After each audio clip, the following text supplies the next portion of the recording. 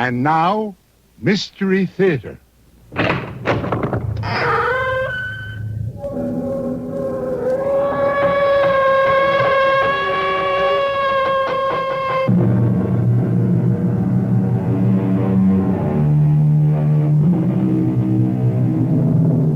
Come in.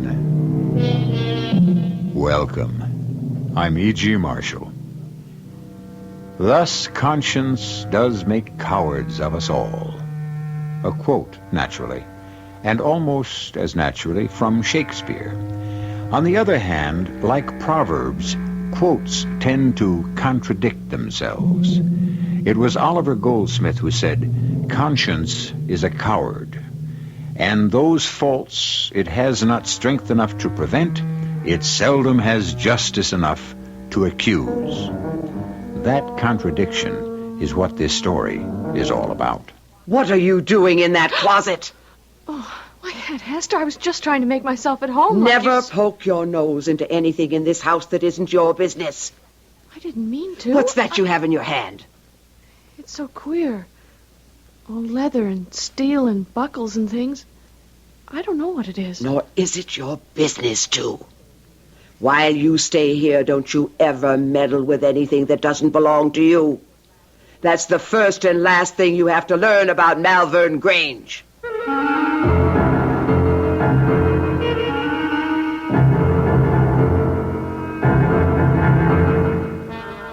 Our mystery drama, Afraid to Live, Afraid to Die, was written especially for the Mystery Theater by Ian Martin and stars Jada Rowland and Ann Petoniak.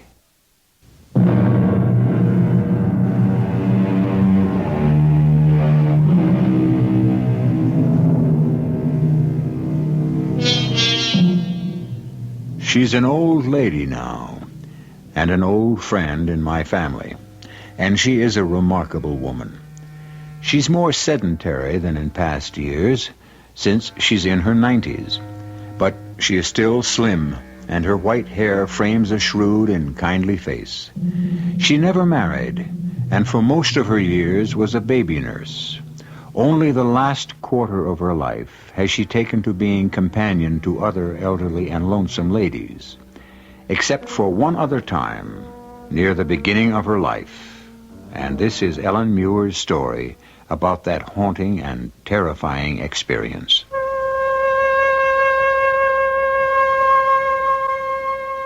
Even young as I was then, I had this strange feeling about Malvern Grange. When I first saw it, dark and shadowed at the end of the long drive, lined by the great shade trees that made an eerie black tunnel on that otherwise bright moonlit night, it was the very picture of the haunted house.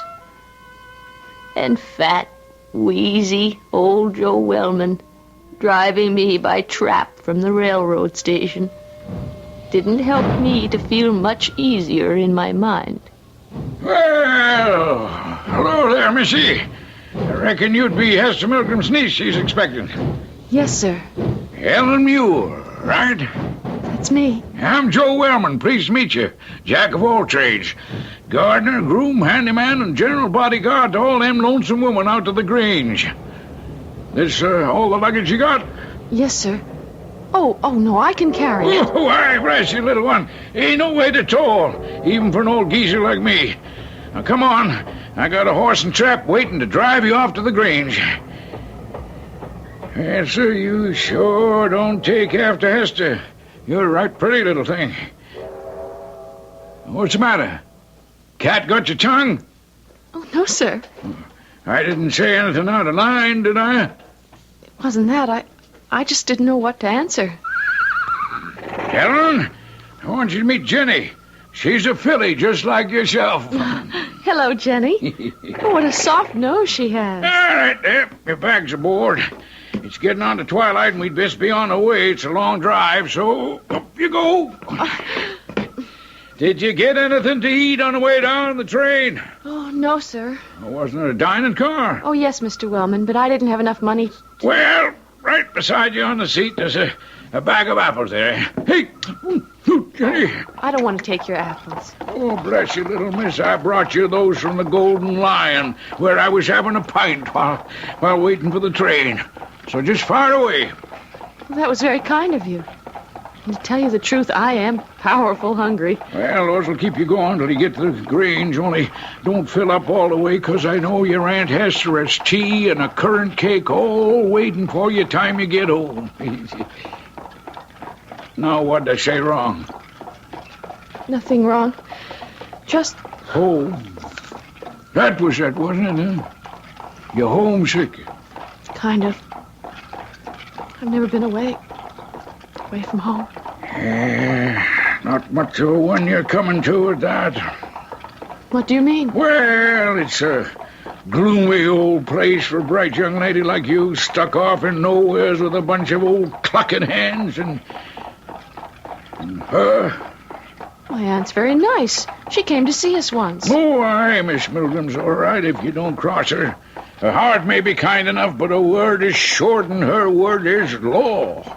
And don't you ever forget it. You mentioned her. Who is her? Oh, well, no. That's something else again.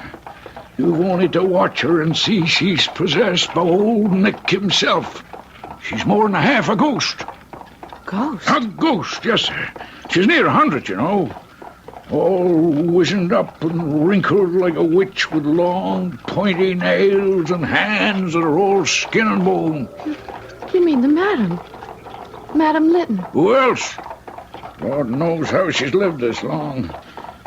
But the good Lord also knows we all hope and pray she'll live to be 150. Our jobs depend on it. When she goes, we go. And so does Malvern Grange. But there's a grandson. Doesn't he live there? Dr. Lytton. Sakes alive, no, he can't abide the place. He lives and practices in the city. Now, here it is dark enough for the moon to be the only light and me scaring the living daylights out of you. I'm sorry. Oh, that's all right, Mr. Wellman. I didn't mean to, Miss Muir. I just wanted to prepare you for your visit. Well, this isn't a visit. I've come here to work. A little thing like you? I'm strong. And I can cook and clean as good as any. And things haven't been so good with my pa. My sister Becky is old enough now to help Ma out with the 6 young ones, and also I had to hire out. And my aunt needed help. That's why I'm here. Well, I see you can talk up well enough when you have a mind to. Well, mainly when I'm nervous, sort of, and it does sound a bit scary. Well, we won't talk on it anymore. Though I must say, 'tis a queer household, right enough.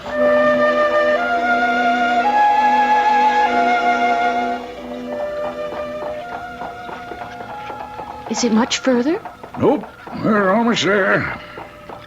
What's the house like? Oh, why, bless you, it's a great black and white house it is, with black beams running up and down and across, and the gables looking out white as a sheet. Except like now when the moon is out and it throws the shadows of the trees on them, and you can count the leaves shadows dancing in the wind across the stucco till they look like crabs scuttling across the sand. Oh. Only upsy-downsy like, you know. Ooh. But here, you might see for yourself. Here's the drive. My heart was in my mouth as we drove up the drive. The trees were so big that 4 people spreading their arms and touching fingers could scarce reach round. And it was like a long, great black tunnel there beneath them, with the big house crouching at the end, as huge as a giant or an ogre in some old fairy tale. I wanted to jump out and run away just as fast as my legs would carry me. So, here you are at last, Ellen. I'm sorry if I'm late, Aunt Hester. Well, you're not late, child. It's just been an anxious wait. You've come a long journey. Joe, take the bag up to the first room by the head of the stairs. Yes, Miss Milgram. See you tomorrow, little missy. Oh, yes, Mr. Wellman, and thanks for the ride and the conversation. My pleasure, I'm sure. He is a hired man, Ellen. Call him Joe. We must all keep our place around here. But, Aunt Hester... Do as I say. Now, first, welcome to Malvern Grange. Thank you. Well, come, we'll go up to my room for a moment and let you freshen up. And then we'll go into the housekeeper's salon where Meg will have something for you to eat. You'll be hungry, I expect. Oh, not too. Joe gave me some apples on the way. And what else did he give you on the way? An earful about all of us, I'll warrant.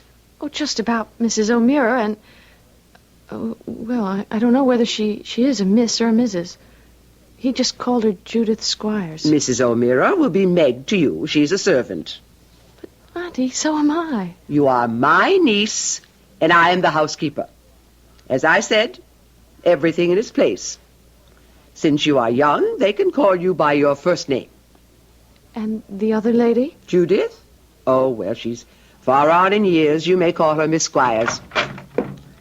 This is my bedroom. I'll put the candle over here.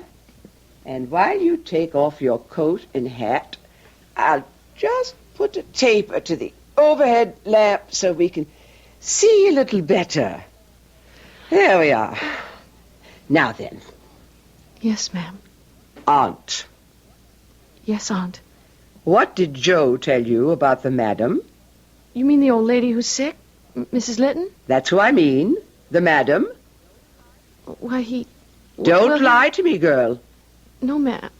No, Aunt Hester. He just said I shouldn't tell anyone. Well, I'm sure he did. Tell me what nonsense he might have been filling your head with. Oh, it is nonsense, isn't it?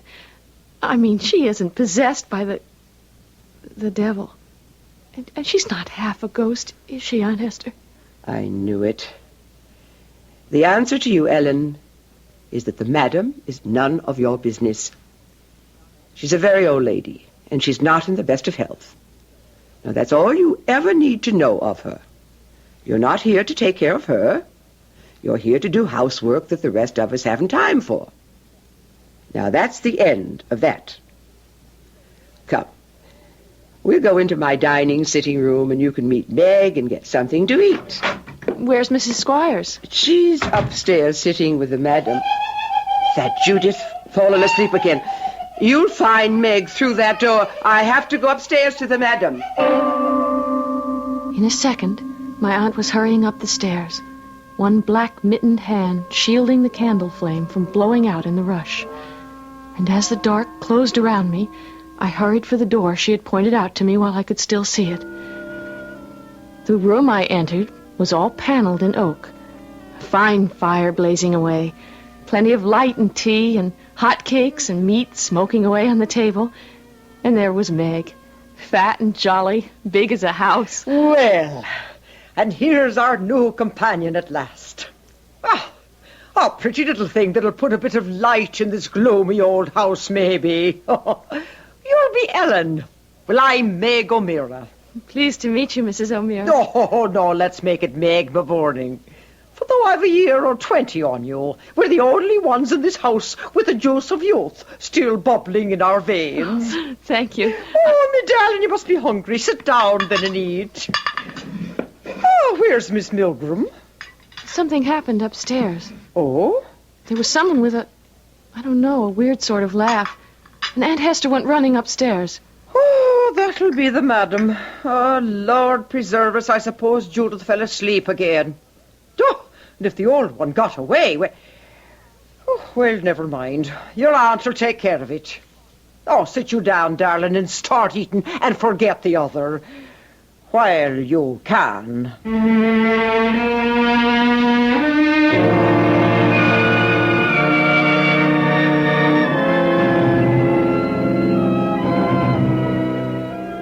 So far, certainly a haunting experience. The terror is yet to come, and eventually, the matter of conscience. Let us leave poor little Ellen to her delicious meal, for Peg O'Meara's cooking is as good as her heart, and return shortly to that haunting gabled house.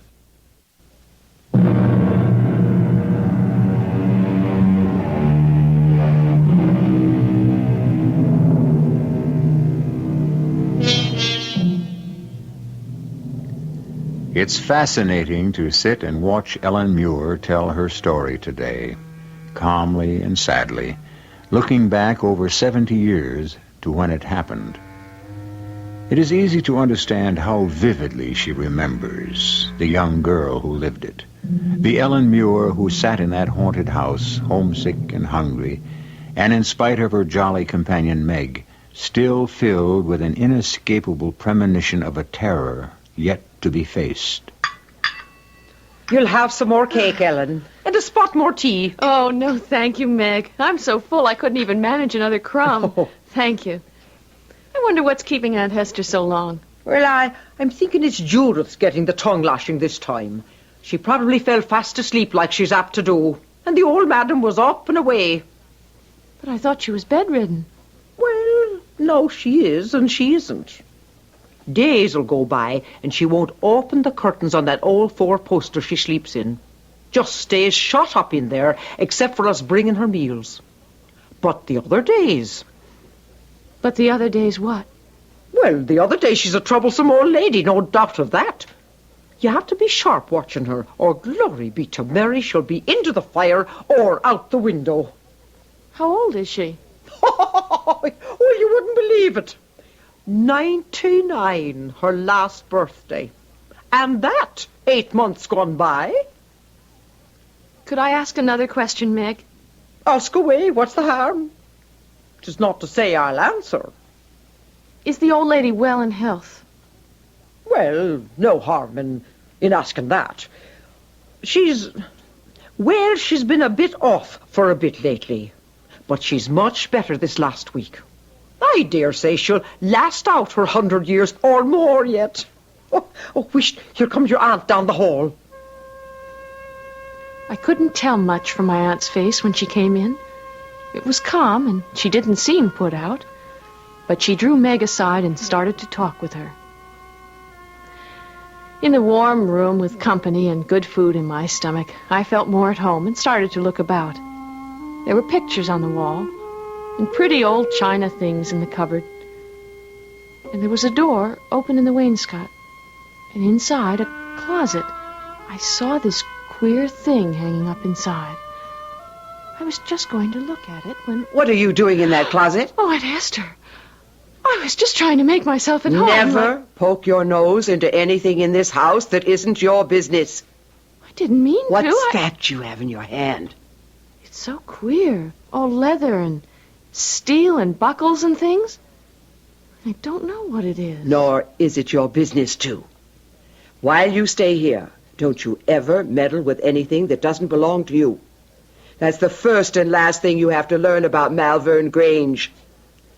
Now give it to me. Oh, Mrs. Milgram, the child meant no harm. Well, it's better that she learns to mind her P's and Q's. I don't want any repetitions of... She's my niece, Meg. I want her protected. My aunt took me up to my bed and settled me in for the night. My only instructions were that since my room was next to the madam's, I was to be ready to call if need be, and 6:30 was rising time. I lay for a while awake, nervous-like. I think it was all the tea in me, and the thought of the picture Joe Wellman had given me, of the strange old lady next door. Next morning I slept late, and by the time I got down for breakfast, my aunt and the local doctor were upstairs with the madam, and Meg and I were alone in the kitchen. Oh, there you are, little Ellen. Country fresh scrambled eggs. Now you eat them all up. You look a bit pale. Did you sleep well? I slept sound enough. I'm ashamed I'm up so late. Well, it's just to show you that your aunt's not all pepper and vinegar. She's the one who said you shouldn't be disturbed till you rested up from your trip. Now eat your eggs. I'll get you some tea. Oh, if you don't mind, I'd rather have milk. Well, and so you should, me darling, to bring the roses back to those pale little cheeks. You know, you don't look like you slept so well. Well, my room is next to Mrs. Well, you know, the madam. And I thought there was quite a lot of coming and going the way it sounded. Oh, sure, and the old belle dame has been in one of her tantrums from the night before you arrived till today. She takes fits of the sulks, d'ye see. Sometimes she won't let us dress her, and other times she won't allow us to take the clothes off of her. Oh, and Lord a mercy, Ellen, child, you should see the closet after closet she has full of old-fashioned stuff. And she still likes to wear them? Oh, Lord above us, sometimes we can't get her out of them till the doctor comes. Like today. You mean she goes to bed wearing them? Ball dresses, evening clothes, and sometimes even a sable or an ermine stole. Now, what am I telling you this for, love? 'Tis none of your business. She's an old lady, living well past her time, for some reason God only knows. She was a great beauty in her day, so they say, and proud. Will I get to see her ever, do you think? Well, I don't know, darling. Just as well you shouldn't. I would have liked to have seen the old lady. But she might as well have been up in the city for all the clothes I got. I did my cleaning and my needlework. And once or twice a week, the town doctor came in to check the madam. Nights, after my dinner, before the twilight, my aunt made me go out to get some air in the gardens. I was always glad when I came back. The trees were so big, and the place so dark and lonesome. It always made me cry and think of home. Usually I'd go down to the stable and try to find Joe. Sometimes we could talk. It's none of my business, Miss Muir, but why don't you go on back home? This is no place for a nice, fresh little girl like you. My aunt is very kind and Meg is fun. And I told you my pa isn't doing so well. It's important I have my job here. I can't let my ma and pa down. Or my aunt. And it's not so bad here with you and Meg. And Aunt Hester. And as it works out, I seldom see Mrs. Squires, and never the... That's all to the good so far. But there's something evil lies on this house and this family. I wouldn't want it ever to touch you. I'm not so young as I apparently seem, Joe. I can take care of myself. In spite of all my tremors and silly fears, I meant that when I said it to Joe. My life was very simple, actually. I did the laundry, some cleaning, and sometimes I sat in the great chamber in which the madam slept, the curtains drawn around the bed, tending what for all intents and purposes might have been a corpse. Till one evening, when I was in my own room reading, my aunt was in the next room with the madam, and of a sudden I could hear them talking. I pricked up my ears, but it was nothing but a mumble, till I stole ever so quiet to my own door and opened it a crack to listen. Then I could hear the old lady speak at last. A queer, high voice like a bird. I don't know how to describe it. But for all it cracked and trembled, it was clear enough. I'm not going to die. Never going to die. He can't have me. I won't let him. Oh, don't let the devil have me. He'll hurt The me. evil one can't hurt anyone, ma'am, without the Lord permits. But that's what it is, you see. What it is, what it is. Oh, now, That's what hush, it hush, hush, is. hush, now, don't get yourself worked up. They're all against me with their lies. They tell lies, you see, and they're jealous. Envy because I'm beautiful. So they lie. believes them about what? That's it, do you see? What would there be to believe but the lies? The way they lie, and talk about me behind my back, do you see? Now let them pull all the faces they want, ma'am, and say what they will. Just remember, if the Lord is for us, who can be against us? I love him so, do you see? I couldn't bear to share him. But now he's dead. Dead and gone. Oh, dead and gone. I kept listening with my ear to the door a long time, but not another word did I hear. So finally, I closed it quietly and went back to my picture book. Till suddenly... Shh! Will you wake her again after the trouble I've had getting her to sleep? The madam? Who else? All dressed up like she was off to the inauguration ball. Not even her wig or her slippers would she take off. Oh, I am exhausted. Now, listen to me. Move your candle and your book over to your door and keep it open so you can watch and listen. I've left Madame Litton's door ajar. And I'm off to have a cup of tea and a bite.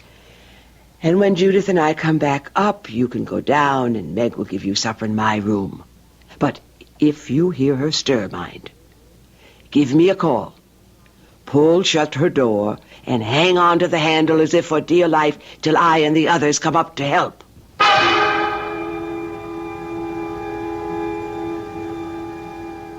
I sat there, trying to keep my eyes on the book, but they kept being drawn down the shadowed hall to the other door.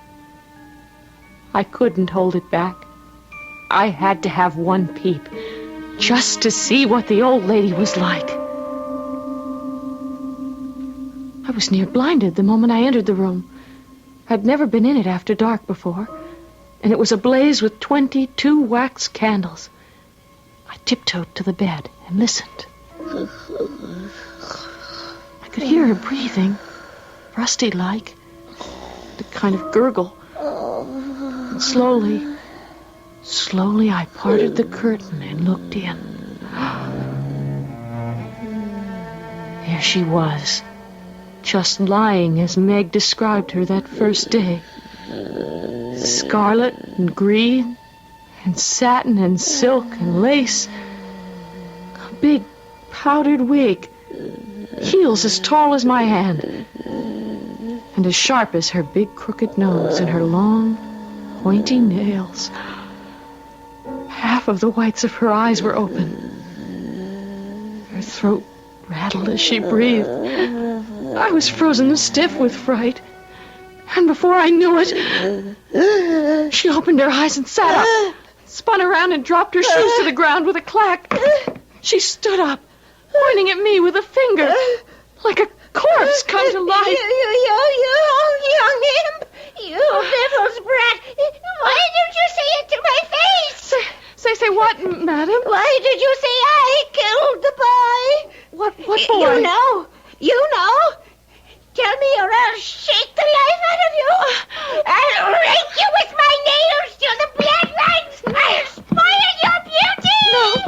Oh. Stop backing away. I have you in a corner. Now tell me, why did you say I killed the boy? I never said... You lie! No. You lie!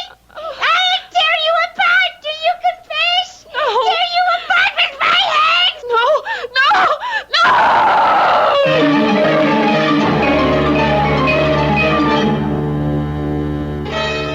So now the moment of terror has arrived. Ellen, backed into a corner of the room, faces the demoniacal old beldame who advances on her, mad yellow-white eyes rolling in her head, her ancient wrinkled hands with the nails mounted on the fingers like knives reaching for her face and her throat. I'll return shortly with Act 3.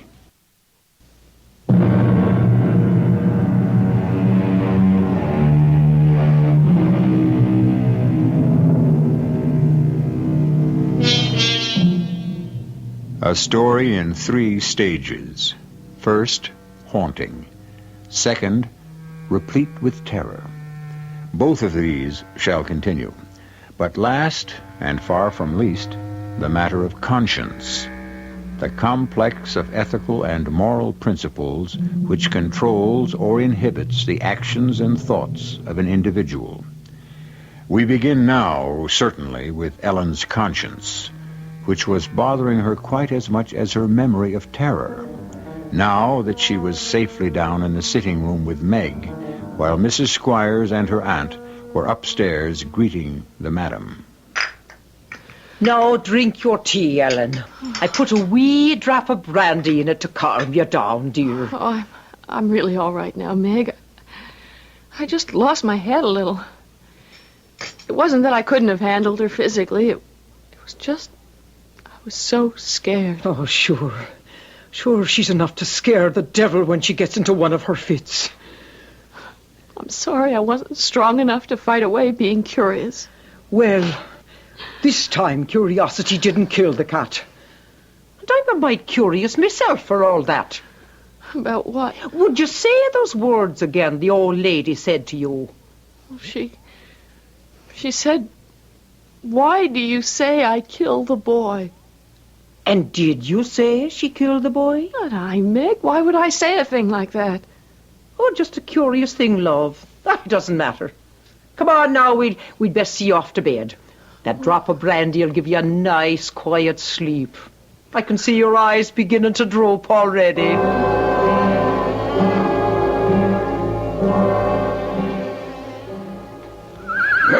There, Jenny, my love. Nothing like a nice bath and a good rub down. But what ails you, eh? Oh, hello there, little missy. Haven't seen you since all the excitement a day or so gone. How are you, Miss Muir? Oh, Joe, when we're alone, can it be just Ellen? Oh, I don't know. Might get me in trouble with Miss Milgram. That'd make 2 of us. Well, she'll come around. She's a good woman at heart, and she knows there isn't a single solitary person in the world without a bump of curiosity. Yes, I know Aunt Hester's only strict and not unkind. The trouble is... Trouble is what? The trouble is I'm still suffering from that bump. Curiosity, eh? Uh-huh. What boy? Well, that's an old story, Missy. But if you want to hear it, I'll tell it as sure as I can. Now, mind, this is only second-hand from my father, who was groom here before me, and it's 70 years ago. You don't have to tell me if you don't want to, Joe. Miss... Ellen, what's the point not? Maybe it'll help you feel better, and that's all the reward I'd want.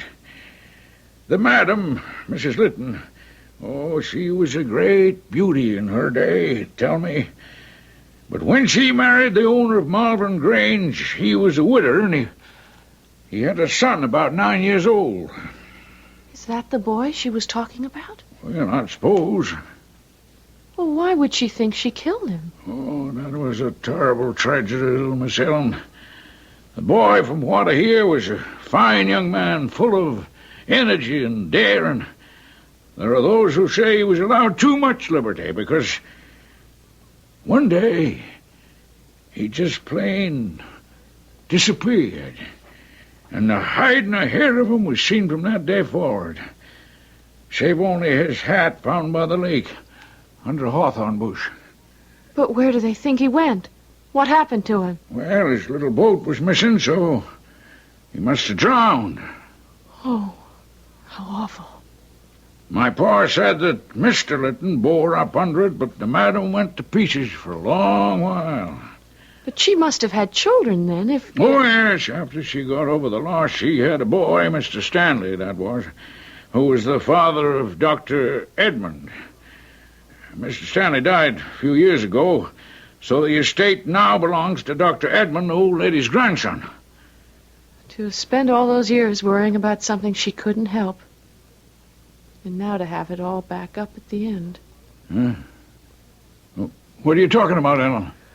Oh, I was just thinking. I know it's a good thing we all have a conscience, but it can be a terrible thing, too.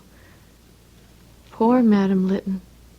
Must be just as conscience-stricken at what she might have done as I am at what I shouldn't have. What's that? She probably blames herself for not watching the little boy more closely. Just as I blame myself for trying to watch something closely that was none of my business. Oh, now, Ellen, a young girl, curious, you weren't to blame. No more than the madam, I guess. But try to tell your conscience that. My conscience was not to be easily set at rest, as I found out only too soon. Now, Ellen, will you stop your moping? Oh, how can I? Ever since the doctor came and I found out what that contraption hanging on the door was for. Oh, bless you, child. 'Tis not the first time she's been in the strait waistcoat. She's been in it many a time when she became violent. But does she have to be shut up in it? Well, the doctor's afraid she'll take another fit of madness as she's done before. It's all my fault. Oh, now how could it be your fault? Because I did something I shouldn't Oh, have. dear Mary in heaven, if we all lived our lives without doing some little thing we shouldn't have, we'd all be in the same leather jerkins. Well, it's on my conscience. Well, me darling, I wish you only one thing. What? That should be the heaviest thing you ever bear on your conscience. Meg's words made me feel better. Till the end came. A wild, terrible end. The screaming and the begging for no one knew what. And at long last, the soul made its flitting from her body, and she was at rest. Dr. Lytton was written for, but he was off in France on a vacation. And the delay would be so long that the local doctor agreed she could not be kept in her place. And the old lady of Malvern Grange was laid away to rest in the church where her ancestors were buried. While we all waited for Dr. Lytton's return, they moved me from my room, away from the old ladies, to one by the end of the hall. There was little in the room, but a bed and a big bureau. So a few things were moved in from the madam's room, which had been stripped when she was coffined. Among them, the big looking-glass she used to dress up in front of and admire herself in her finery. The night after I moved there, that's where she came from in the middle of the night, the great key in her hand, her eyes fixed on the alcove in the wall at the foot of my bed. With a blast of cold air, and I could see everything through her. The nightstand, the window frame, the pattern on the wall. Straight for the big bureau in the alcove she went, key outstretched. And as she vanished, I came alive and screamed as I've never screamed in my life.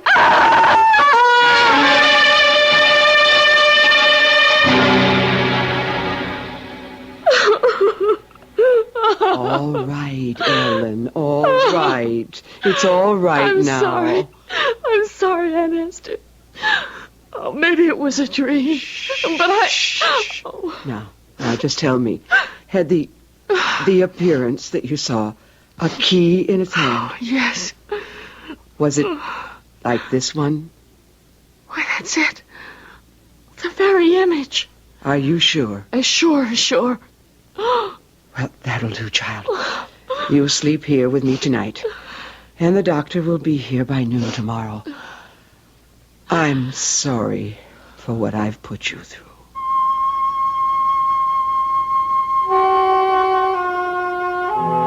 The doctor arrived promptly at noon the following day. And after a half an hour or so, closeted with my aunt in the housekeeper's room, I was called in and introduced. Now, what is this you say you saw, my dear? It was your grandmother, Dr. Lytton. Well, you know my grandmother has been dead for nearly a month. It was her. I mean, not alive, but a ghost. You believe in ghosts? I never did, sir, but I believe in this one. I could see right through her. And you say that she just walked into the big high bureau and disappeared? With a key in her hand. This key. Or its copy. Hold on a minute. You mean the room at the end of that hall to the left, up the stairs? Yes. And the bureau, you say, is in the alcove? Yes. Come on. We're going up there and bring that key.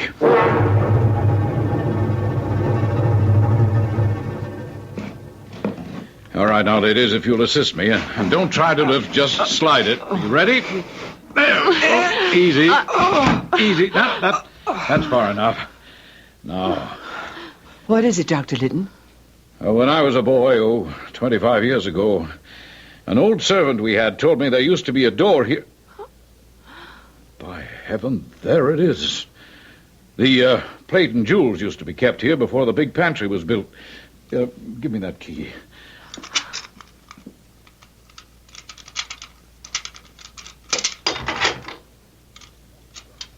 By Lord Harry, the lock turned. All right, now. Stand back, both of you, but hold that candle high. Here goes.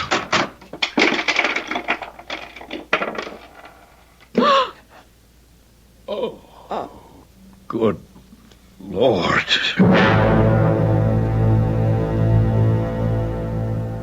What fell from the door as it opened was a small skeleton, its hands resting on the inside of the door, as if in a last plea for mercy. And as it fell to the floor, it all crumbled to dust, save for the small skull, which bounced and then rolled to my aunt's feet.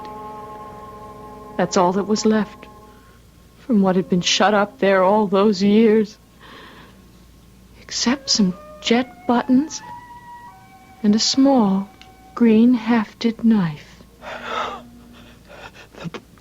The boy. He wasn't drowned. He was shut up here to die. Oh, no. My grandmother couldn't have... It's a rich family. She wanted it all for her own child. I damn myself for every minute of service I gave her. You can't be sure. When the boy disappeared, he was wearing a velvet suit with black jet buttons. You see? And his favorite possession was a green hafted knife. A knife from his father. But I And the can't... key. The key Ellen saw the ghost carry, I found at the bottom of your grandmother's chest, beneath her wigs and gloves and jewels and silks and satins, under which she tried to hide her guilt. Well, it served her little at the last. She's where she feared she'd be in the end. With the black devil in the deeps of hell, where she belongs.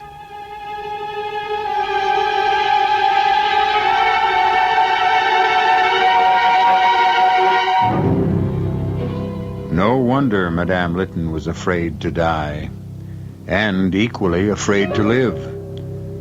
For what a hell her later years must have become when ambition, desire, and greediness, like other emotions, are no longer strong and driving. Certainly no longer strong enough to still the pangs of conscience. I'll be back shortly.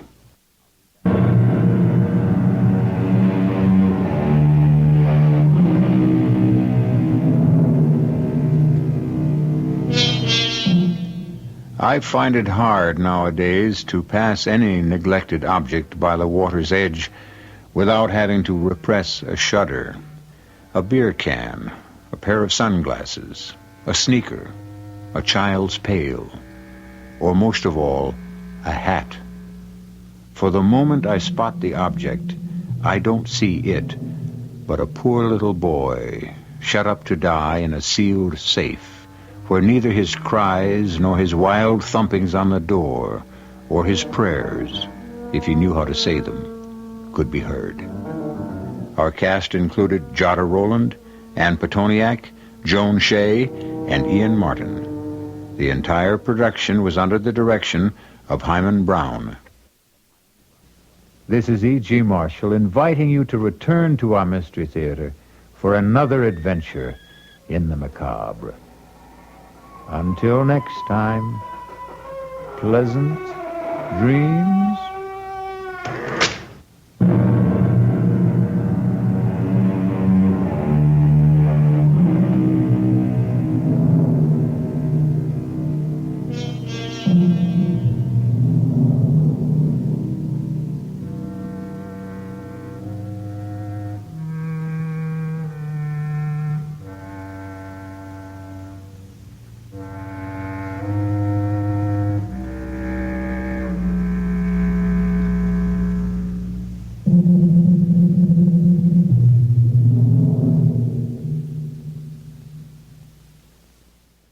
The CBS Radio Mystery Theater presents...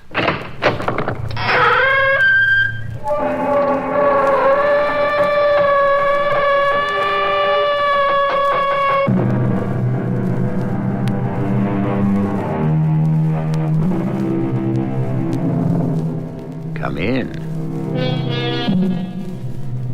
Welcome. I'm E.G. Marshall. It is established scientific fact, as we all know, that no two sets of fingerprints are alike. It is equally true that the markings on a bullet that's been fired are as distinctive as fingerprints. One gun, and one gun only, will leave those precise markings. No other.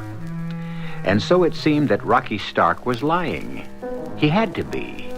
When in his prison cell he told his brother, Frank, I did not kill Johnny Mallory. But you tell me that .38 automatic has never been out of your hand since the day you bought it. It never has. That gun has been in my possession 24 hours a day. Kim will tell you that.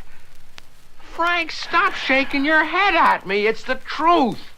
Well, if it is, Rocky, it's the gas chamber for you. But I didn't kill Johnny Mallory. Your gun did. The bullets that killed him came from your .38. So if the gun has never left your hands, who else could have killed him but you?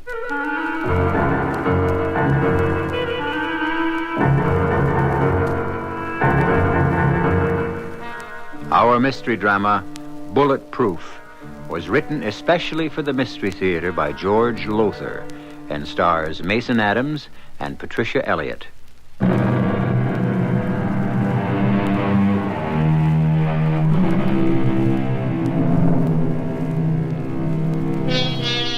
It almost goes without saying that what intrigues us about a mystery is finding the answer to it, especially the kind I bring you now. Another of those riddles that seemingly defy solution. Yet the answer, the solution, had to be found if an innocent man, or in any case a man who claimed to be innocent, was to be saved from execution in the gas chamber of a certain western state where the death penalty had been restored. That man was Rocky Stark, who one night, not too long ago, found himself facing... But that's our story. Another cup of coffee before you go to work, hon? Kim. If you're saying no because you don't think we can afford it... Well, can we? Now, come on, Rocky. You're in one of your down moods again. Now, things aren't all that bad with us. Sure. Living, if you can call it that, in one room in a condemned tenement. Me with a crummy night watchman job that pays peanuts. No future, no sign even of future. And you can say things aren't all that bad. We got each other. In fact, you in prison 2 years and all... Well, to me, it's everything, Rocky. Oh, Kim, baby, don't get me wrong. Those 2 years behind bars, taking the rap for that creep partner of mine, Manny Revelle, I thought of you all day. I dreamed of you all night. Oh, Rocky. And all the time I'm thinking when I get out, everything will come up roses again. Manny owes me, I'm thinking. Manny will pay off. It'll be like old times, you and me living in style, the way you ought to live, instead of a pigsty like this. Oh, Rocky, huh? Well, what happens? What happens? I go to see him at the Golden Calf. Manny, I'm out. And what does he say? I'm afraid you are, he says. Out. O-U-T. And then he really lays it on me. He's got a new partner. 2-bit coffee and Cruller's punk Johnny Mallory. Rocky, sweetheart, forget it. What's the sense of going over it again and again? Because I can't forget it. I thought we were running a legit night spot. And all the time behind my back, man, he's got a loan shark operation going. He comes to me, kid, he says, I'm a 3-time loser. You take the bath for me, and I'll make it up to you. Sure, I took the bath, all right, and I'm still drowning in it. Honey, and come you along with me, Kim. That is the hell of it. That's what drives me crazy, alone in that warehouse all night, thinking what you deserve to have and what you've got, thinking that if you hadn't been fool enough to marry me... I married you because I love you. Things are going to work out. They're working out already. You've got a job, and you were afraid you never would. An ex-con. You've got it, and it's a step towards something better. Frank promised you it would be. Don't get me wrong, Kim. I've got a lot of respect for my brother Frank. He's gone far. City councilman and only 33. 2 years younger than me. But he can't work miracles. Frank got you the job, didn't he? He got you the permit to carry a gun so you could take the job. Yeah, and I guess you could say that came pretty close to a miracle. Me, an ex-con. But... Never mind the buts. Frank's promised to do everything he can for you. Or for you. Oh, what do you mean, for me? He's in love with you, Kim.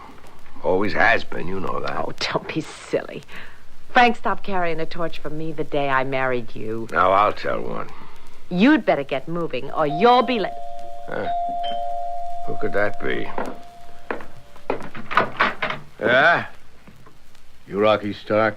Yeah. Lieutenant Chambers, my sidekick, Detective Rollins. What do you want? Yeah, what do you want? You're under arrest. Oh. Under arrest? For what? Suspicion of murder.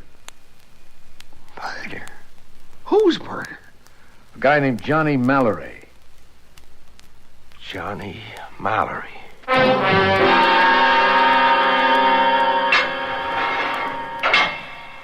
Rocky? Hello, Frank. Thanks for coming. Your lawyer will be here in half an hour or so. My lawyer? I haven't got a lawyer. You have now. Gar McMillan. Gar McMillan?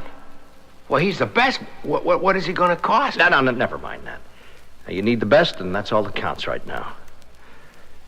Why'd you do it, Rocky? Are you crazy or something? I didn't kill Johnny Mallory. And they say you did. They'll have to prove that. They can. What?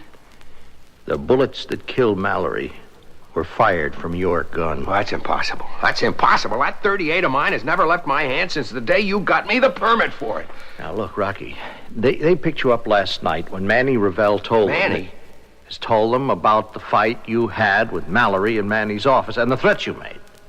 Well, ballistics checked the bullets that killed Mallory with the bullet fired from your gun. The markings are identical. They can't be. They are.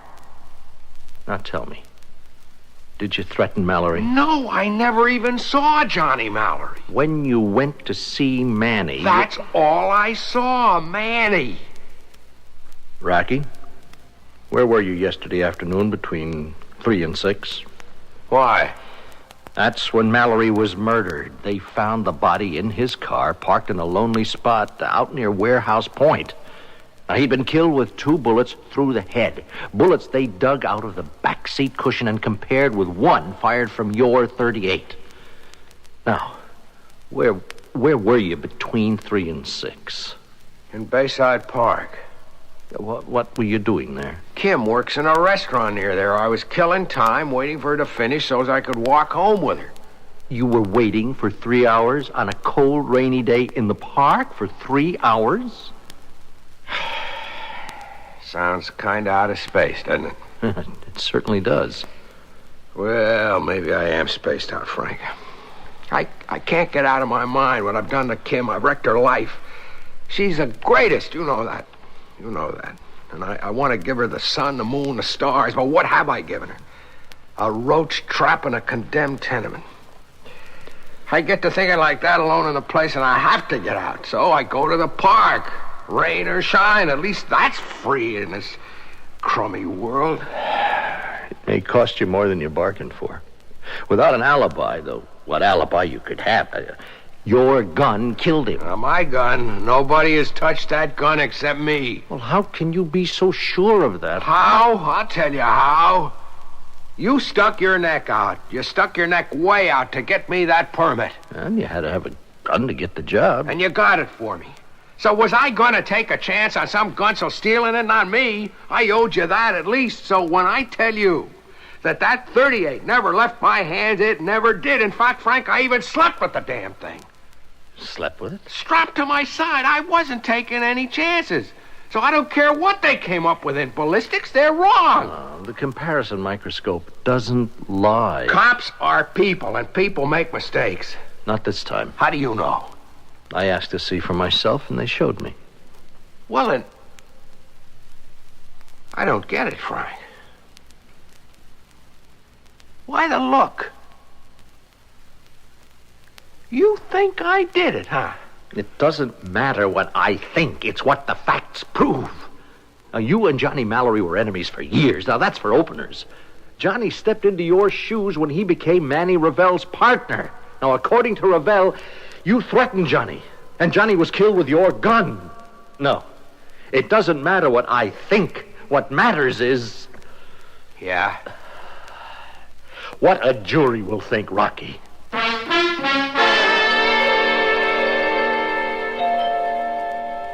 Just a minute.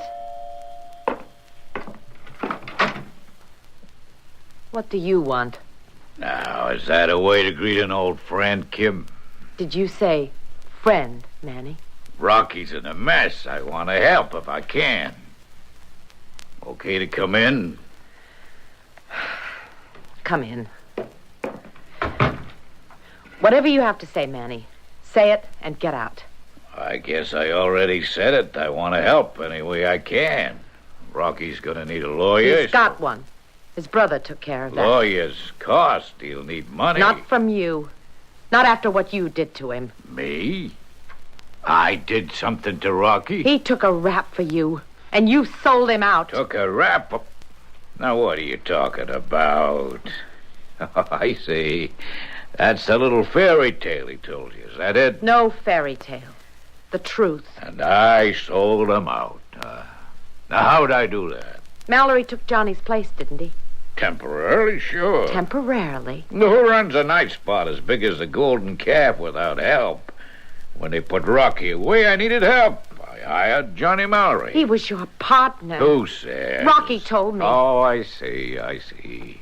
More fairy tales, eh? Kim, let me give it to you straight.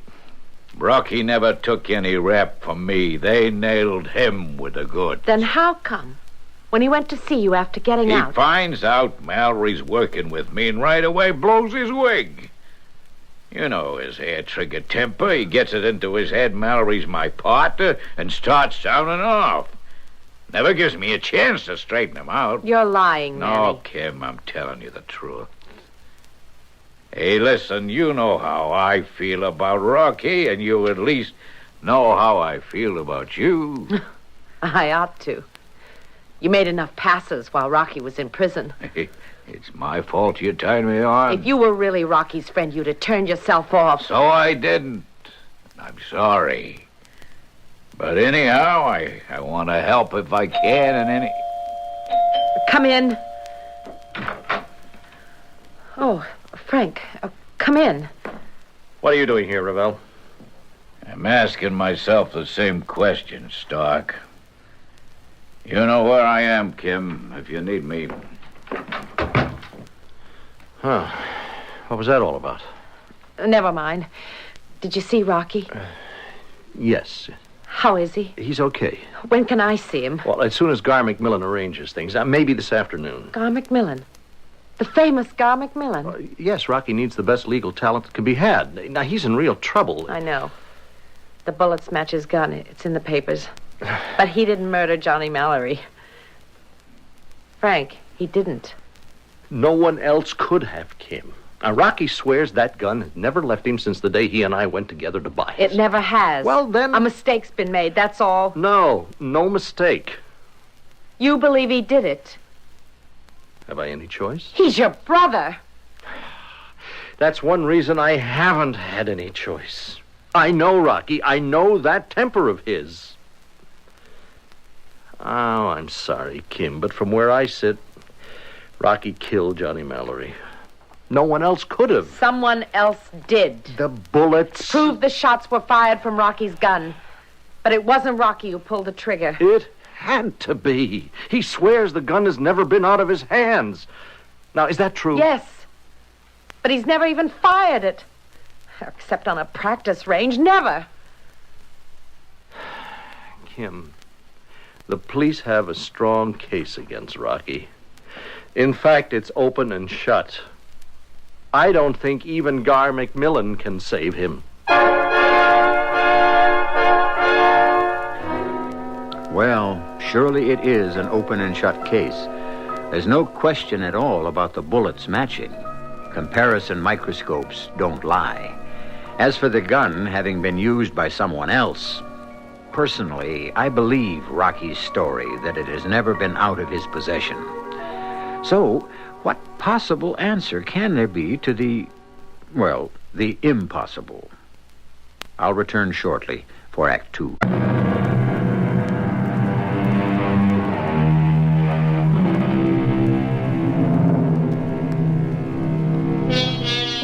What is fate? No, I don't know. I'm asking you. You have to wonder why an apparently nice guy like Rocky Stark, who is trying his best to repair broken dreams because he's deeply in love with his wife Kim and wants her to have everything the world can offer, you really have to wonder why life suddenly and for no discernible reason takes another hefty wallop at him. Visiting him in his cell, Kim puzzles over the same thing. It's too much. It isn't fair. Just when things were beginning to break for you, this. I wouldn't exactly say things were breaking for me, Kim. I had my first talk with McMillan this morning. Gar McMillan? He was here. Yeah. And the way he acted, the way he talked, I don't know, Kim. It doesn't look good. But he's the best defense lawyer in the country. A lawyer, not a magician. He tried to sound upbeat, but I could tell he wasn't exactly all choked up over my chances. Neither are you, Kim. Why, It was in your eyes when you walked in. It's there now, in your eyes, even in the way you smile. I know you, honey, I can tell. Well, wouldn't it be foolish pretending it's going to be easy proving you were innocent? I suppose. Even if you believe I'm innocent. Do you? Rocky, I love you. I know, but that isn't what I asked you. Johnny Mallory was murdered with my gun. But, Kim, I swear to you, I didn't fire the shots. But, sweetheart, that's impossible. Unless you're wrong about nobody else getting his hands on that gun. Nobody else did. Nobody could have. You didn't lend it to anyone. Good Lord, Kim, if I'd have done that, don't you think I'd be spilling it to everybody? Yes, of course you would. Oh, time's up already. Give us another minute, Heidi. Look, sweetie, you take care of yourself. I will. Everything okay? Got enough dough to get by like that? Mm-hmm. Yeah. How about food stamps? We were running low. Oh, no. I got enough. Yeah, especially with me in here, huh? Well, it's one bright side to all this anyhow. My 3 squares are free on the house. Food's not bad either. Oh, now I have got something to worry about. You'll be spoiled when you get home. My cooking won't be good enough for you anymore, and you... Oh, now, baby. Oh, Rocky, hold me tight.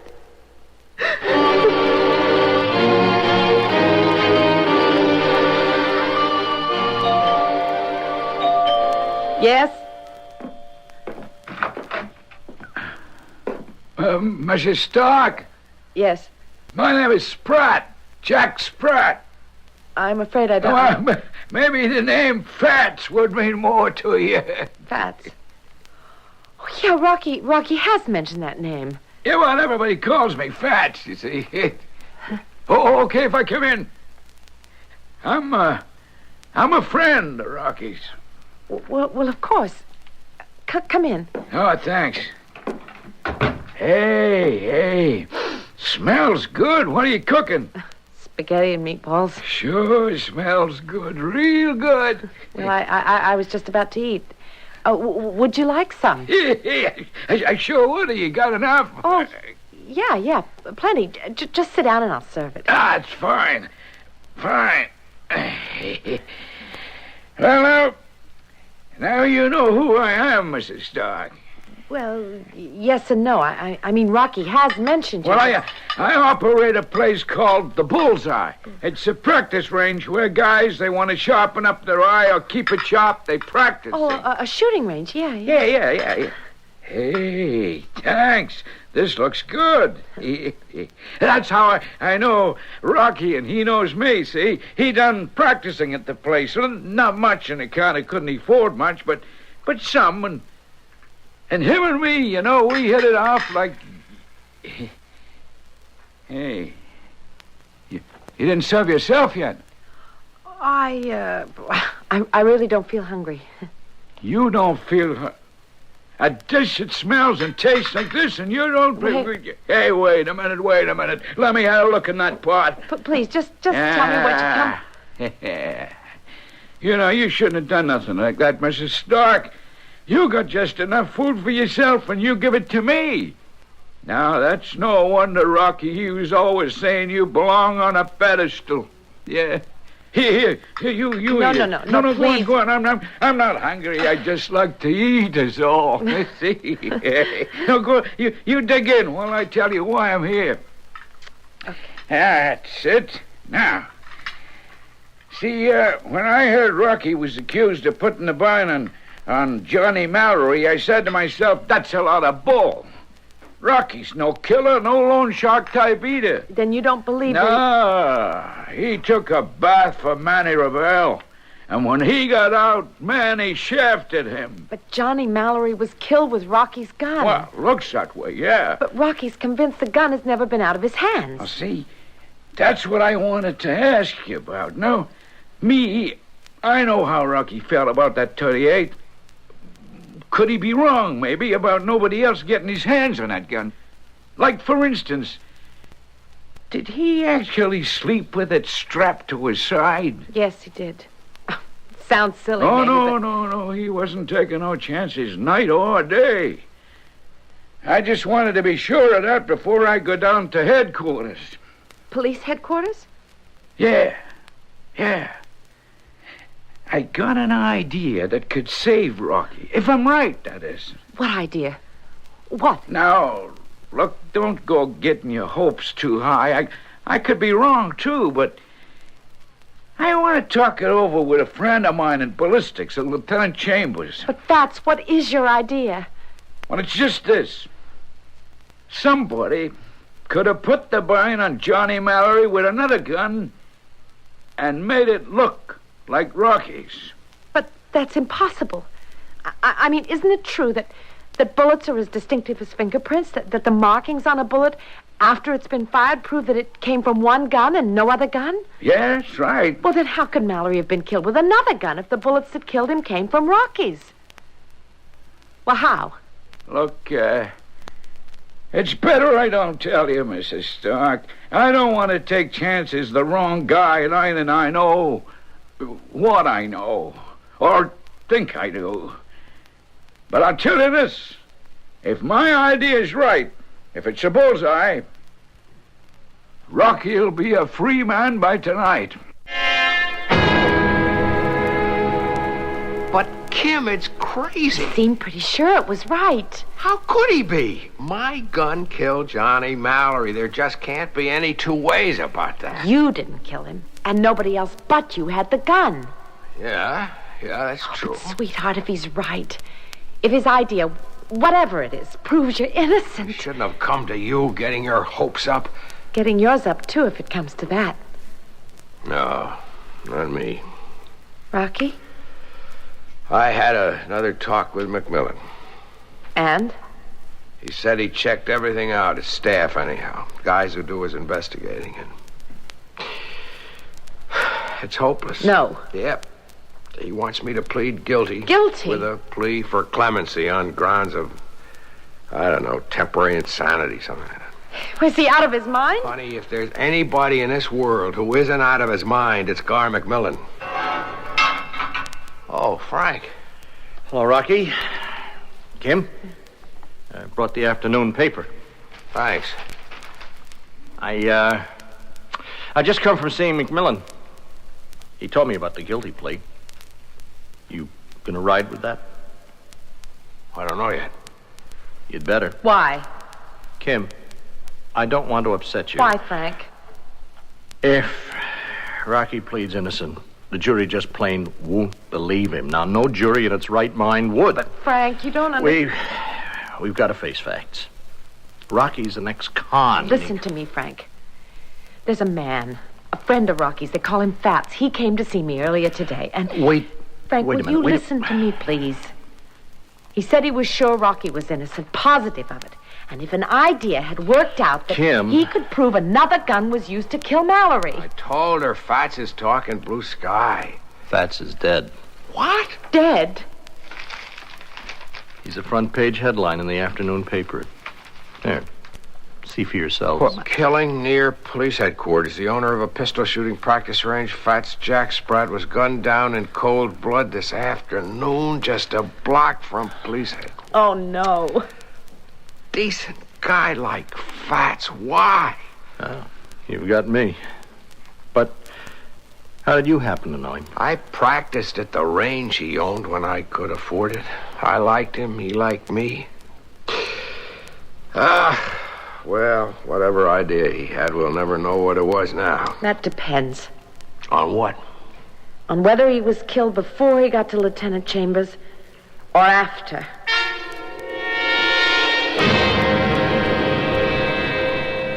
Lieutenant Chambers? Yes, come in, Mrs. Stark. Come in and have a seat. Oh, thank you. You're the wife of Rocky Stark, and you wanted to see me about Jack Spratt, Fats? Yes. Fats was a good friend of mine. We've known each other for years.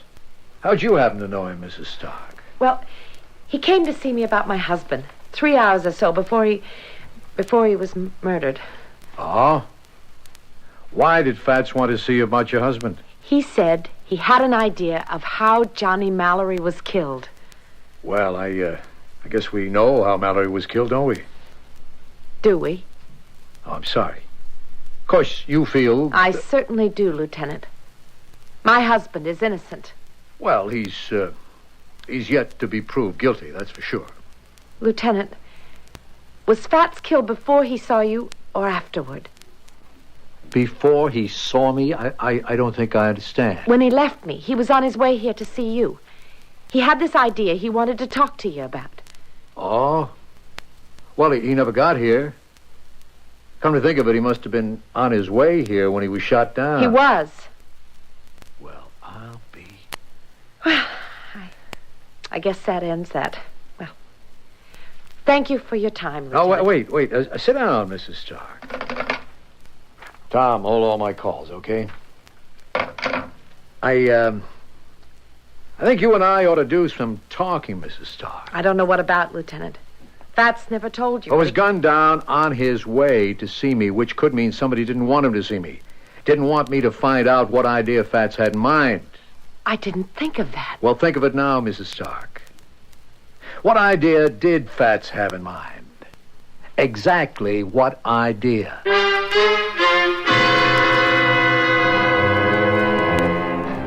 Of course, it goes without saying that the idea Fats had in mind stops this side of sanity.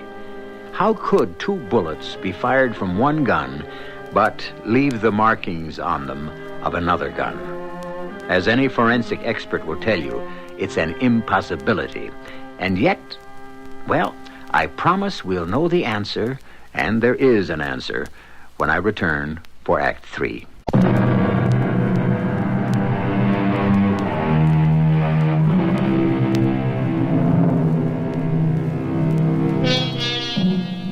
When a certain Johnny Mallory was murdered with 2 bullets from a .38 automatic, the bullets, dug from the back seat of the car in which Mallory was sitting, were traced to a gun owned by Rocky Stark. The murder bullets match exactly, precisely, a test bullet fired from Rocky's .38 automatic. Yet Rocky claims that although the gun has never left his possession, he did not murder Johnny Mallory. This, as Lieutenant Larry Chambers of Ballistics tells Rocky's devoted wife, Kim, is an absolute and utter impossibility. My husband didn't kill Johnny Mallory, Lieutenant. I know he didn't. Look, you're his wife. You love him. Naturally, you'd feel that way. But assuming, for argument's sake, he didn't kill Mallory, then someone else killed him. And that someone else had to use your husband's .38. That's impossible. Rocky guarded that gun as if his life depended on it. I wish he hadn't. I wish he could say someone might have stolen it. Let's get back to Fat Jack Spratt. Tell me again what he told you. He said he had an idea how somebody could have murdered Mallory with another gun and make it look like Rocky's. That was exactly what he told you?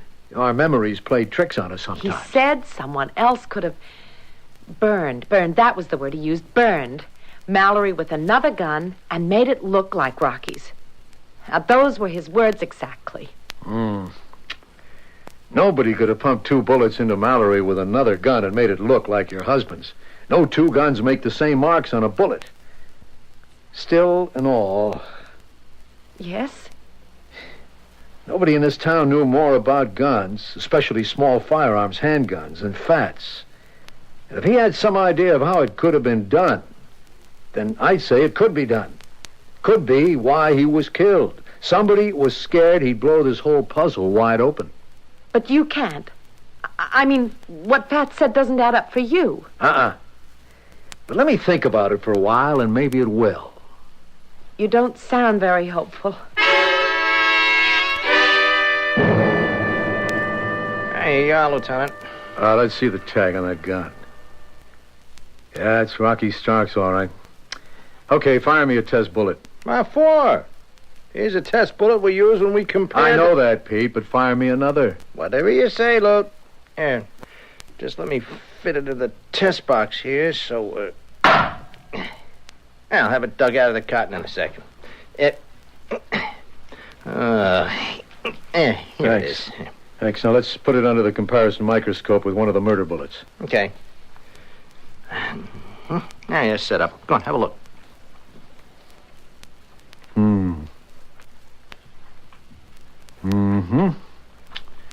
They match, there's no doubt about that. Same grooves and scratches, pit marks in the rim. Satisfied? I guess so, only... Only what? I don't know. What about Fats? Why was he gunned down on his way to see me? Well, thanks for your trouble, Pete. What trouble? I enjoy shooting bullets into that box and finding them again. Gives me a sense of accomplishment.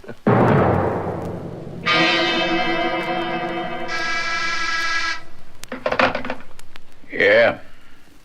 Oh, yeah, sure. Send Mrs. Stark right in. Hey, come in, Kim, baby. Come in. Good to see you. Here, sit here, right here. How's about a drink, huh? No, thanks. You don't mind if I... Of course not. Well, it's a long time no see. More than a month. You said you wanted to see me about Rocky. You said you could help him. Yeah, well, we'll get to that. Let's get to it now. It's the only reason I'm here. Okay. Rocky goes to trial tomorrow, and he hasn't got a prayer. You know it, I know it. In that case, how can you help him? Well, I figure he's worried about you, so, how would you like a job here at the club? Hostess, that kind of thing. A job? Here? Well, the pay'd be good, a lot better than you do as a waitress. Is this what you asked me here for? Is this your way of helping Rocky? Well, take a worry off his mind, wouldn't it? I mean, he'd know you have a good paying job, that you was secure and safe. Safe? Around you? I'd be safer in a snake pit. Now, wait a minute. Don't go. Take your hands off me. Come on, baby, will you? Come on. Let go of me, you... Oh, stop it, you're hurting. A little pain never did any harm, don't you? For the love of... What is it? Yeah? What's he want?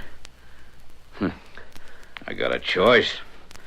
Okay, send the bum in. I beat it, Bubby. Out this way. And what's wrong with the front door? Come on, do as I tell you. Out this way. All times for this guy to... Oh, heck. Come on in, Lieutenant. What was it? Chambers. Yeah. You're Manny Revell? What do you want, Lieutenant? I'm busy. So am I. Rocky Stark and you were partners in this nightclub a little more than 2 years ago, is that right? What of it? The two of you were accused of using the place as a front for a loan shark operation, is that right? You know it is, so why bother asking? You also know that Rocky was operating behind my back. I was innocent, and Rocky confessed. There's talk around that he took a fall for you. So what else is new? That you and Johnny Mallory weren't hitting it off too well for quite a while before he took 2 slugs in the head, and that you've always had a yen for Rocky's wife. Come on, Lieutenant, spill it. What are you after? I think you killed Mallory. I think you need psychiatric help, Lieutenant. You had 3 solid motives. 1, put Rocky away on ice and he'd never be able to tell what he knows.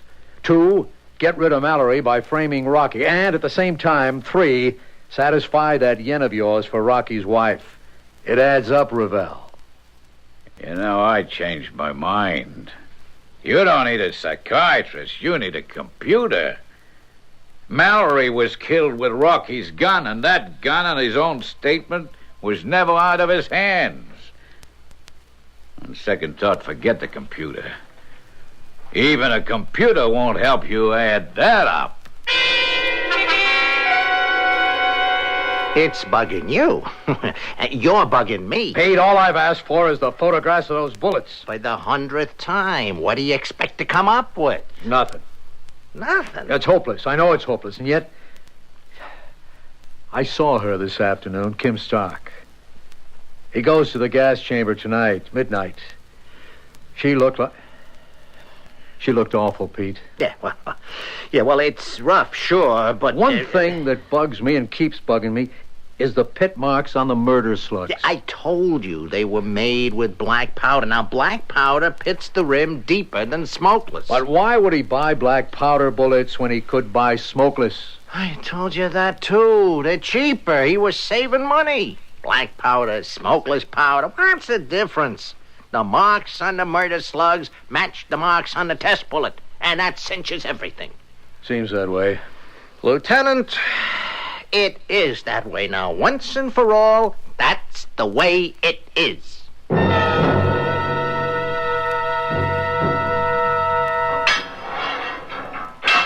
Kim, Rocky. how are things? Silly question. No. I'm all right. 8 o'clock. Yeah. We always had supper around 8. Have you eaten? You want something? No, I'm okay. I'll bring in a tray if you want. No, thanks. There's something I want to say. Tell you. Yeah, Rocky? I don't want you to... I don't want... Listen. You've got your life ahead of you. You're young and you're pretty and you meet the right guy. You meet the right guy someday, you marry him. Rocky, there's only one man in my life. And there'll never be any other. You listen. You listen. There's never been anybody like you. And there never will be. I never loved anyone the way I love you. And I never will again. We had love together, dreams together. Busted now. All busted. Kim, you can't live with busted dreams. You can repair them, maybe. And if you can't, well, if they were worth enough to you, and they were, Rocky, you can live with the pieces. Oh, Kim. I love you.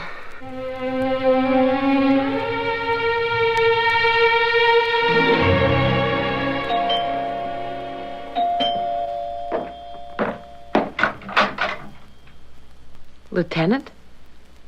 Are you all alone? I thought there'd be others here. No. May I come in? I'd rather you didn't. Well, I thought... Never mind. Just one thing. I'm sorry I couldn't do anything. I tried. Believe me, I tried. I believe you. And I thank you. You did everything anyway. Oh, come in. Oh, no, not if you prefer. No. I'm acting the way Rocky wouldn't want me to act. Doing what he wouldn't want me to do. Cutting myself off, drowning in my own self-pity. Come in. There's coffee. Would you like Sure, it? thanks. I don't know what I'd do without coffee. I know I drink too much of it, but... What is it? This box of bullets. Here on the dresser. This box of bullets. What about it? They're made with smokeless powder. Rocky used bullets made with smokeless powder. What of it? What a fool I've been. What a stupid fool. That's it. That's what Fats wanted to tell me. It explains everything. It's the answer. The simple answer. So simple I never saw it. The answer to the whole damn riddle. Well, but who are you calling? The DA, the governor, if I have to stop Rocky's execution. What? He's innocent, Kim. Rocky's innocent. By heaven, now I can prove it. Lieutenant, I don't know how to thank you. What do you say to a guy when he saves your life and at the last minute, too? You could ask why he wasn't smarter, quicker. It was staring me smack in the face all the time, and I never saw it.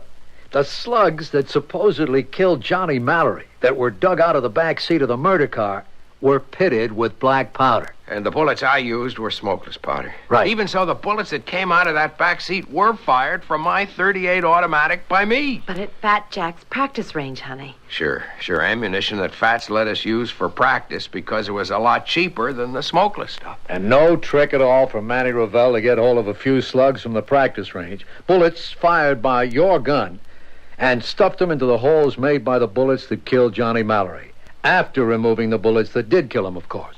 It all looks so impossible. Yet there was a simple answer all the time. The answer you came up with, Lieutenant. Almost too late, Rocky. Almost too late.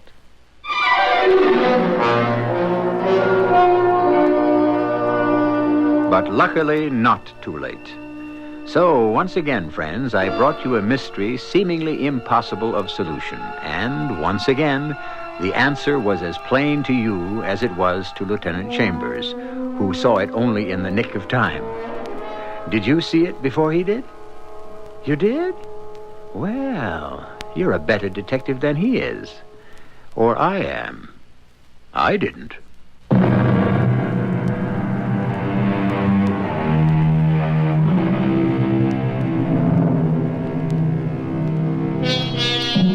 To save you the trouble of writing and asking, let me tell you that all is well today with Kim and Rocky, and their very close friend, Lieutenant Chambers. Rocky's doing pretty well with Fat's practice range. He took it over, not only as a going business, but in memory of his old friend. As for Kim, she's just very happy to, as the song title has it, to have a man around the house. Her man. Our cast included Patricia Elliott, Mason Adams, George Petrie, Earl Hammond, and Ian Martin. The entire production was under the direction of Hyman Brown. This is E.G. Marshall inviting you to return to our Mystery Theater for another adventure in the macabre. Until next time, pleasant dreams.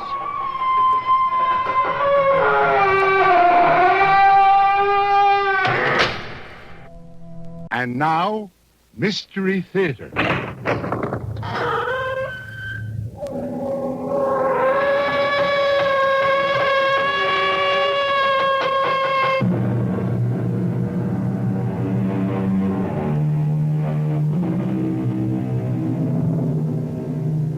Come in. Welcome. I'm E.G. Marshall. Not many people, I suppose, remember the name of the writer Joseph Sheridan Le Fanu. Yet among fans of the Gothic tale, he is considered by many as the equal of the great masters such as Poe, Stevenson, and de Maupassant. Judge for yourself as you listen to perhaps his greatest short story, grisly, ghoulish, and inexpressibly haunting. The candle is out. No! It is too late! He has come for me! Don't leave her alone in the dark. The door! I can't budge it! We will break it down. No!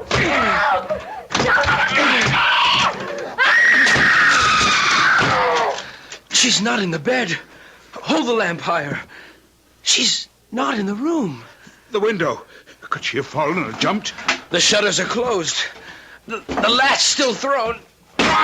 There. Can you see anything, Shulkin? No, Herr Bookman. The street is empty. The canal is smooth as glass. She's gone. Rose is gone. As if she'd never returned.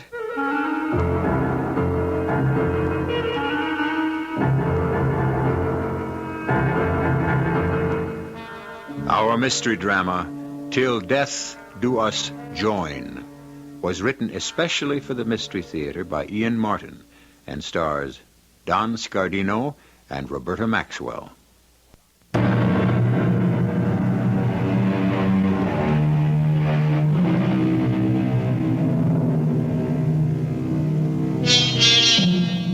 Of all the painting he must have done in his solitary lifetime, there exists today, in remarkable condition, only one canvas of Godfrey Shulkin's, pupil of Gerard Bookman, who in turn was a pupil of the great Rembrandt. The picture represents a chamber in some antique religious building.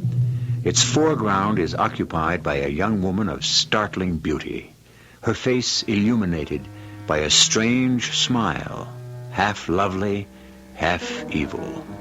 In the background is the shadowy form of a man dressed in the old Flemish fashion, propped up in a coffin, as though in a bed. A fascinating picture, and a chilling one. No one who views it can repress a shudder. Why? On the back of the canvas is a legend, written in cramped longhand by the painter, which may serve to explain why. They think me boorish, rude, and laugh at my slovenly ways and filthy habits. But they buy my pictures, for I am an artist beyond peer. My whole life I have devoted to trying to forget what I once was. The only life I have had is canvas and pigments, and a search for escape in the only fashion I can accomplish it. But once I was young as other men, with a bright future in my chosen profession, full of laughter and joy and madly in love. Oh, there were barriers to overcome, impossible heights to scale, but with the hope and optimism of youth, I knew I could win out. How could I know that a force beyond any human strength would strangle my spirit, twist and deform my soul, and doom me to a lifetime of despair? Rose! Shh! We are alone, beloved? All the other students are gone. And Herr Bookman? He left the studio for home less than 5 minutes ago. I know. I only wanted to be sure I had made no mistake. How do you know? I had Jacob, the groom, drive me into Amsterdam today to shop for some silks. On the way back, I had him stop at his favorite beerstube to have a beer and groom the horses, whilst I took a stroll along the canal. I was hoping to catch you alone at the studio, and my prayers were answered when I saw my uncle climb into his carriage and drive off. My dearest one, if only I could declare my love for you openly. Oh, you will be famous very soon, and we are still young. We have time. Every moment spent away from you is an eternity. It is just as bad for me, but for the moment we must live with it. Come, let me see what you have been working on, my genius. No, it is in no shape. I cannot make it come right, and it is still only a sketch. But, Godfrey, you are wrong. The conception is beautiful, and even the freehand outline tells all the world you are a master, or to become one. Tells all the world. Well, perhaps you're right. for you are all my world. If whatever I do satisfies you, it would be reward enough. Oh, no. We must do better than that so that we can have each other. Finish this one as you have started, and I will see that Uncle Gerard gets the canvas to the right places. Once someone buys you, you will become a vogue. I know it. I feel it in my bones. Not in your heart? In my heart, what I feel is my love for a man named Godfrey Schalken. Will I ever be rich enough to make you my wife? Hold me, Godfrey. Hold me very tight. Rose. Rose. I want to believe. Help me to. In every way I can. Oh. But what happened? I don't know. A sudden chill, as if... The time. I must go. I would do nothing to set Minea Bookman against us. Why can't I just go to him? No, I beg you. I know my uncle. He would only send you away, and then you would have lost everything. Me, his teaching, your future. Hush, my darling. Trust in God. And let us hope. I love you. I shall always love you. God give you grace. What grace has a God who keeps two lovers apart? Heaven forgive me. I meant it not. But the words had been said and could not be taken back. I turned to my sketch, one of the temptations of St. Anthony by the devil. I set to work and was so busily engaged that an hour or so must have passed. The light was gone. As I sat back, I heard a sort of sniff behind me. A few feet behind me stood the figure of an elderly man in a cloak and a broad-brimmed conical hat. The room was so dark by now that the shadow from his hat obscured his features entirely. But I was impressed, awed at the perfect stone-like stillness of the figure. I'm sorry, I didn't hear you come in. This is the studio of Gerard Bookman. It is. Will you sit, mynheer? No. I wish to talk to him. He has returned to his home some hours past. If you would wish to seek him there... No. Will you see him before tomorrow evening? Oh, yes, sir. I am one of his pupils, and he will be here by late morning to commence his classes. Are you to be trusted with a message? I hope so. Fail to deliver it at your peril. Tell Gerard Bookman that Meneer van der Hausen of Rotterdam wishes to speak to him here tomorrow evening at exactly 7 in this room on matters of weight. He turned abruptly and with a quick but utterly silent step quit the room. Some strange premonition drew me to the window through which I could see the exit door to the street bordering the canal. I waited in vain for him to appear. The darkness was now gathering in earnest. Leaving the studio and locking the door, I half expected to find him lurking in the halls below. But he had vanished as mysteriously and completely as he had first appeared. Nor was the mysterious stranger further identified when I reported him to Mynheer Bookman the following noon. Van der Hausen? Van der Hausen. No, name means nothing to me. From Rotterdam, you say? He said. Yes. Well, we shall wait for the appointed hour, and in the meanwhile, to work. I've looked at your sketches on the temptation of St. Anthony. The line, the chiaroscuro, the coloration are acceptable, well done and conceived. But the expressions, it's as if St. Anthony were the devil and the devil the saint. What is your conception? Why? Your Honor, I cannot answer. I do not know. Well, the other pupils are arriving. Now, let's see if your conception can improve during class studies.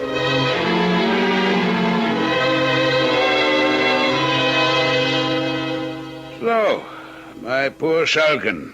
The others are all gone, and I had little time for you today. How went the canvas? I don't know, Master. I found it hard to concentrate. And so did I. Let's forget pigment and brushes a while and join me in a glass of brandy.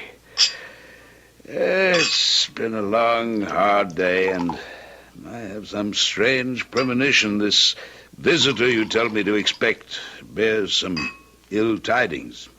Well, at all events, let's fortify ourselves against ill chance. Your health. Your health. At 7, you said. He said. Vanderhausen. Never heard of the man. What can he want of me?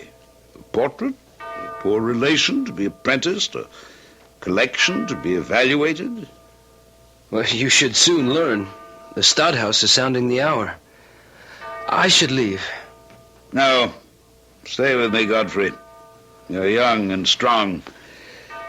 And for some reason, I have a foreboding about this mysterious appointment. Well, the clock has ceased. I shall not wait too long for... He seems to be here, sir. Go, let him in. By your leave, young sir. You are Gerard Bookman? I am. I have the honor to address Mynheer Vanderhausen of Rotterdam. The same. I understand your worship wished to meet with me, and I'm here, as you see, by your appointment. It is well. Is that a man of trust? Well, he's my prized pupil, of course. Yes. Well, then let him take this box of leather and get the nearest jeweler or goldsmith to value its contents. Why? That I will explain to you alone. But I wish him to return with a certificate of the value of the contents. That is a strange request, Mynheer. May I ask the reason? When we are alone. And I think Jan Spuiten in the next street will still be open. Godfrey, will you gratify the gentleman's wish? Your wish, sir. I will take as little time as I can. I had in my hands a small leather case, about 9 inches square, surprisingly heavy for its size. I was less curious about its contents than the conversation I was about to miss. If I could even have dreamed of its subject and the consequences. But how could I? Instead of clairvoyance, I reacted normally to my master's order and sought the information I had been asked to get. Who is it? Godfrey Schalken, pupil of Master Gerard Bookman. Were it not for your master's good offices and the designs he presents me with, neither God nor the devil would persuade me to open up at this late hour. Well, what is it, young sir? My master bid me bring the contents of this leather case to you for evaluation. That scuffed and crumbling jewel box? What nonsense. Still, by its antiquity, it's curious and challenging. Come in, by all means. The wind makes enemies of my old bones. Now, what is the urgency that prompts this haste? I know not, Mynheer Spuiten. Well, then let me see. Give me the case. Good Lord. What is it? A moment. My loop and my scale so I can examine and weigh. Gold ingots. If they say true, this is a king's ransom, young man.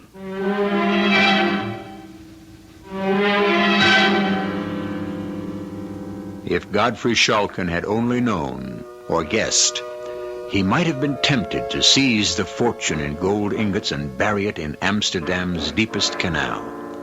For the contents of that scuffed, scraped case, soiled with age, were to turn his life about and transform him from a young, carefree man to the bitter, hating wretch who painted with the flair of the gods. I'll be back shortly with Act 2.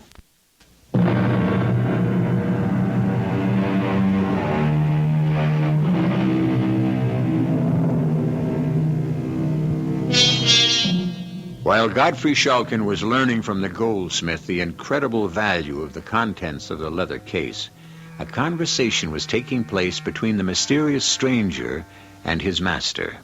A conversation concerned with the girl he loved, Rose Welderkraust, Bookman's niece. A conversation that established those golden ingots not as a king's ransom, but a queen's. Herr Bookman, I will be free with you. I cannot, by limitations I dare not discuss, tarry with you long. Well, surely I can offer you a drink? No. Some refreshment, food? No. Well, at least let me raise the lights. No. Oh, divest you of your outer garments. No. Well, I can feed the fire more logs to warm you. I have no need of your offers, nor desire of them. I come to make you an offer. Will you come to the fire and sit? I prefer to stand where I am. The shadows suit me well. I don't understand. Some time ago, I saw you in the Church of St. Lawrence in Rotterdam. With you was a young girl of exceptional beauty, whom I later ascertained was your niece. I desire to marry her. Without meeting her? Conversing with her just from one glimpse? That was enough to convince me she was the woman I desire to share my future with. But Rose... If I can satisfy you that I am wealthier than any husband you could ever dream for her, I expect that you, Herr Bookman, will forward my suit with your authority, and I must add that if you are to approve my proposal, it must be here and now, for I can brook no delays. You're extremely arbitrary, Mynheer. I am constrained to be. I offer no apology. I did not ask for one. You might reasonably have. My circumstances are such that I have none to offer.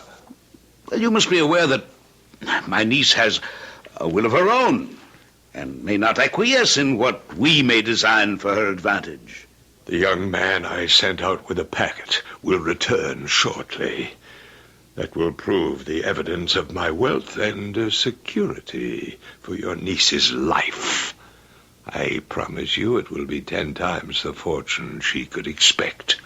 All of it in the interest that accrues shall be hers as long as she lives.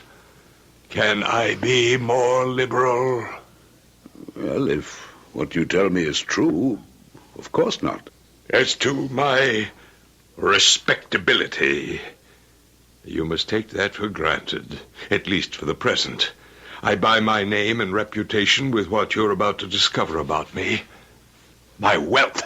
You must give me a moment to think. I remind you again, my time is limited. I will not pledge myself unnecessarily. But you will if it is necessary, and I consider it so.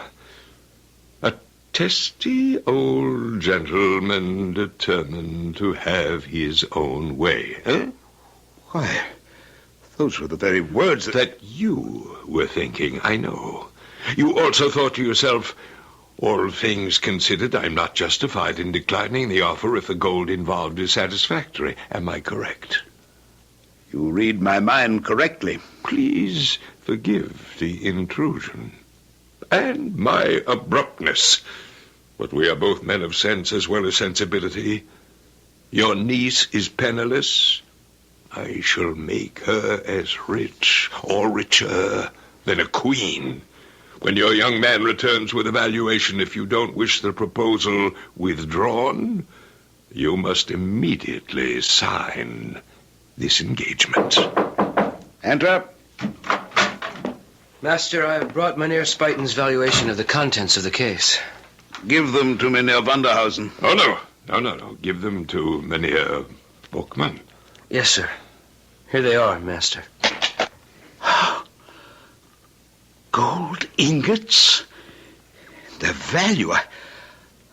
I can't believe it. Neither could Jan Spuyten or myself. I fled back through the streets, searching every shadow. I have never seen so much wealth. 10,000 guilders. A token only.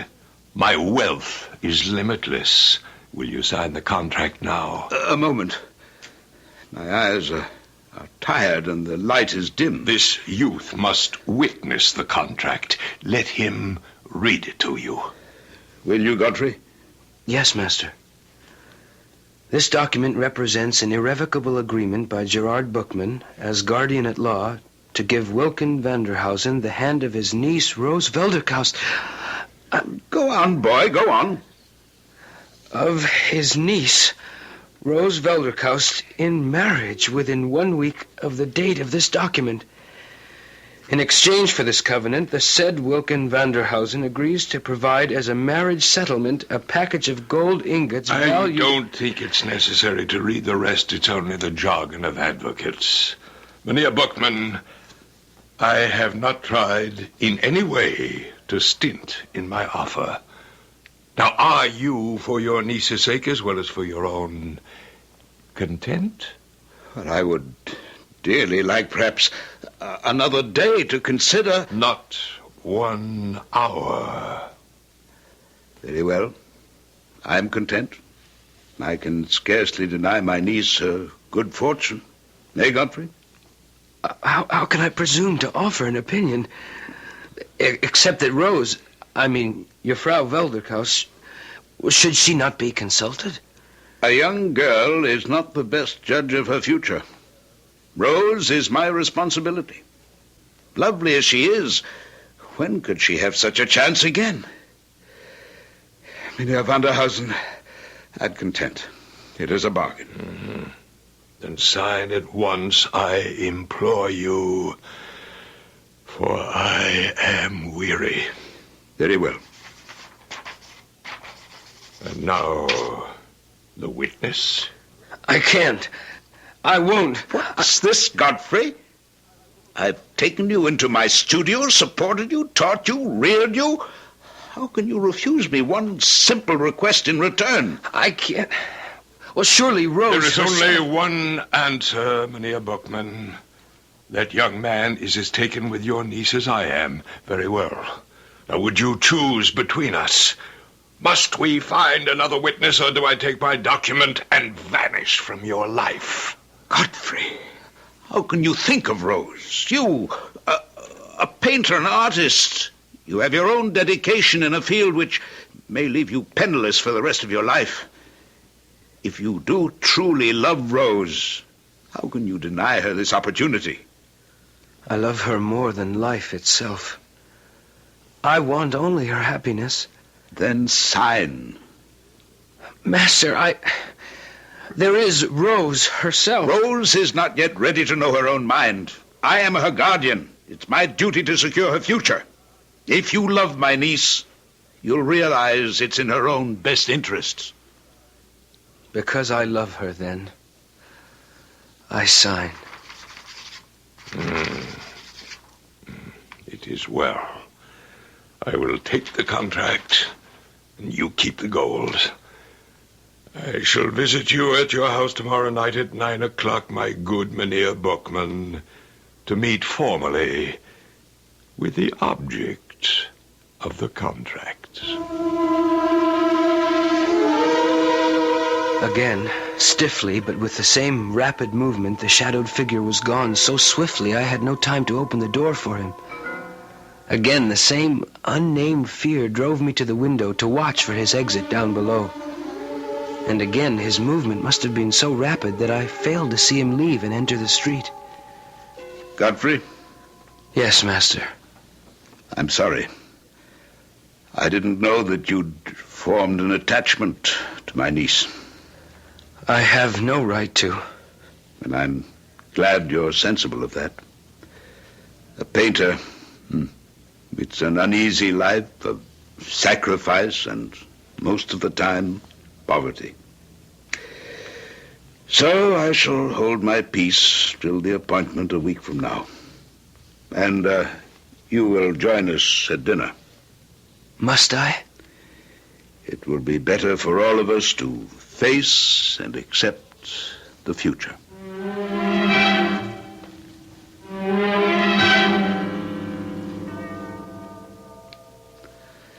It's striking 9, Rose. Is all arranged? As you see, Uncle. You're a perfect hostess. The fire shines like burnished gold, and the table is set immaculately. Godfrey, a glass of wine? No, thank you, Master Bookman. You seem nervous. I am. I hope you're not going to lose control of your feelings. It isn't that, Master. Then what? I can't quite explain it. A strange foreboding. You feel it too. Does Rose know what the occasion is? No. Then it is not too late. I've signed the contract. My word alone is its bond. But the paper is the final arbiter. Then there is no escape. Escape from what? A marriage settlement beyond my wildest dreams for my brother's daughter? I commend you to control your foolish dreams. I've done what must be done. And our guest is here. Rose? Yes, Uncle. Come stand by me to greet our visitor. Yes, Uncle. This time the room was brightly lighted. This time the mynheer had to shed his outer garments. This time we could see his features for the first time. His undersuit was a rich sable garment, his stockings of dark purple, his feet enclosed in shoes adorned with roses of the same color. His hands were enclosed in gauntlets, his hair long enough to rest on a plaited ruff. So far, all was well. But the face was a bluish, leaden hue, such as metallic medicines sometimes produce. The eyes muddy white and startlingly prominent with the glaze of insanity, and the lips a deep purple, almost black, twisted in a sensual, malignant, almost satanic fashion, such as my unwilling fingers had wanted to trace on the face of my Saint Anthony. The effect was so startling that for a long moment no one could speak. It was as though some devilish humor had dressed a corpse from the grave and invigorated it far enough to walk and talk and enter a room with the living.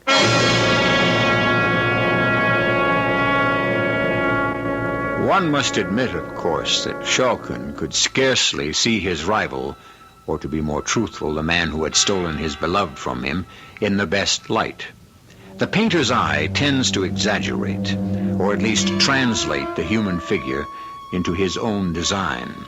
And jealousy is a poor measure for judgment.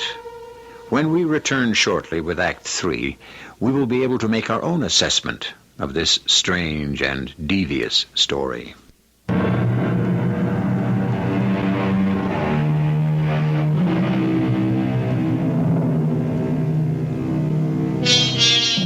The stranger spoke little during the half hour or so he stayed.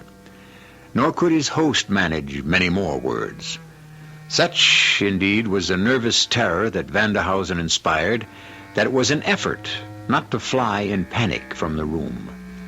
Something undescribably odd was about him. His movements, as if directed by a spirit unused to managing the machinery of the body.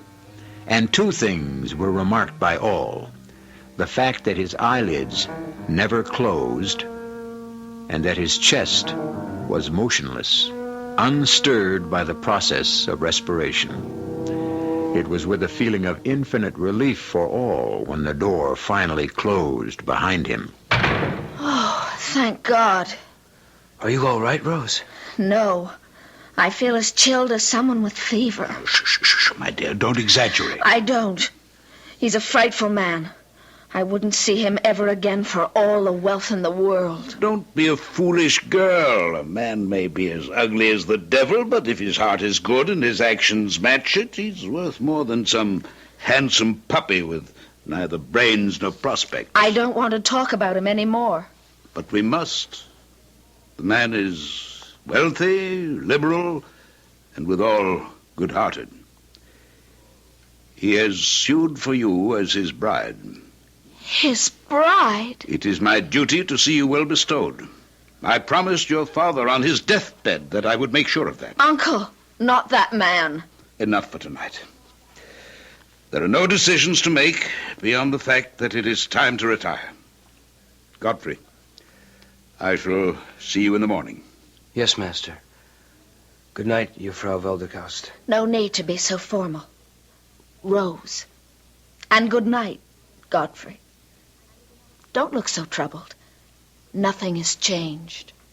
My walk home will be lighted by that knowledge. Good night, Master Bookman. Good night, my boy. And remember, you're an apprentice painter. That is your first and most important loyalty. I am acutely aware of where I stand, Herr Bookman. Good night. Why were you so severe with him, Uncle? Because we live in a world of reality. What do you mean?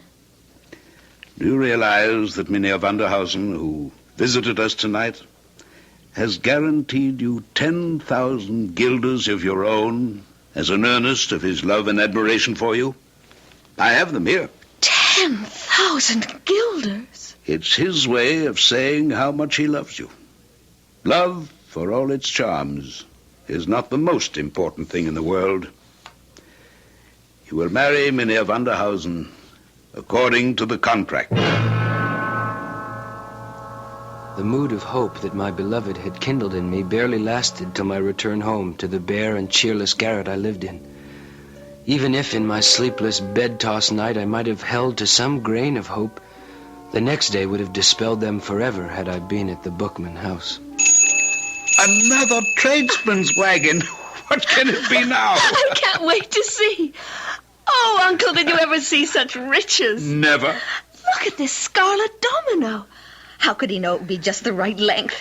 Feel the richness of the velvet. And trimmed in white ermine, even to the hood. Oh, I'd love to paint you in that. The hood framing your face. You're all beauty. What woman would not be in such a cloak? If only Mynheer Vanderhausen... Hush. Leave his appearance alone. You'll soon accustom yourself to it. Slippers in every color. A casket of jewels fit for an empress. This white pure silk for my wedding gown, and the lace for my veil and train. Oh, Uncle, was any man ever so generous? Only the beginning, Rose. Whatever doubts I might have had, I think I've chosen your future well. And I too, dear Uncle. I will put Godfrey from my mind. In fact, he is already fading. Look at this necklace, this emerald pin. Oh, thanks to you, dear Uncle. I may be the luckiest girl in the world.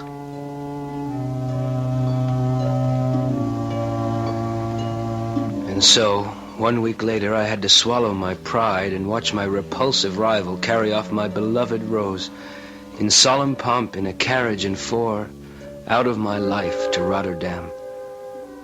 But I was mistaken. Rose Velderkaust, now Rose Vanderhausen, was not out of my life yet. And I brought you home, my boy, to sup with me because I'm worried. And I've no one else to turn to. You may always count on me, Master. In all things, I know. In particular, this one. Contrary to all promises freely exchanged, it's 4 months since I've heard of my niece. Not one word. I'm too old to travel. Will you then be my emissary and take this letter to the Boomkey to inquire after my niece? If you desire me to. I do. You shall stay the night and take the coach for Rotterdam on the morn. I will issue you such funds as you need, and I pray you return post-haste with what word of comfort you can bring me. I will waste no time. I promise you.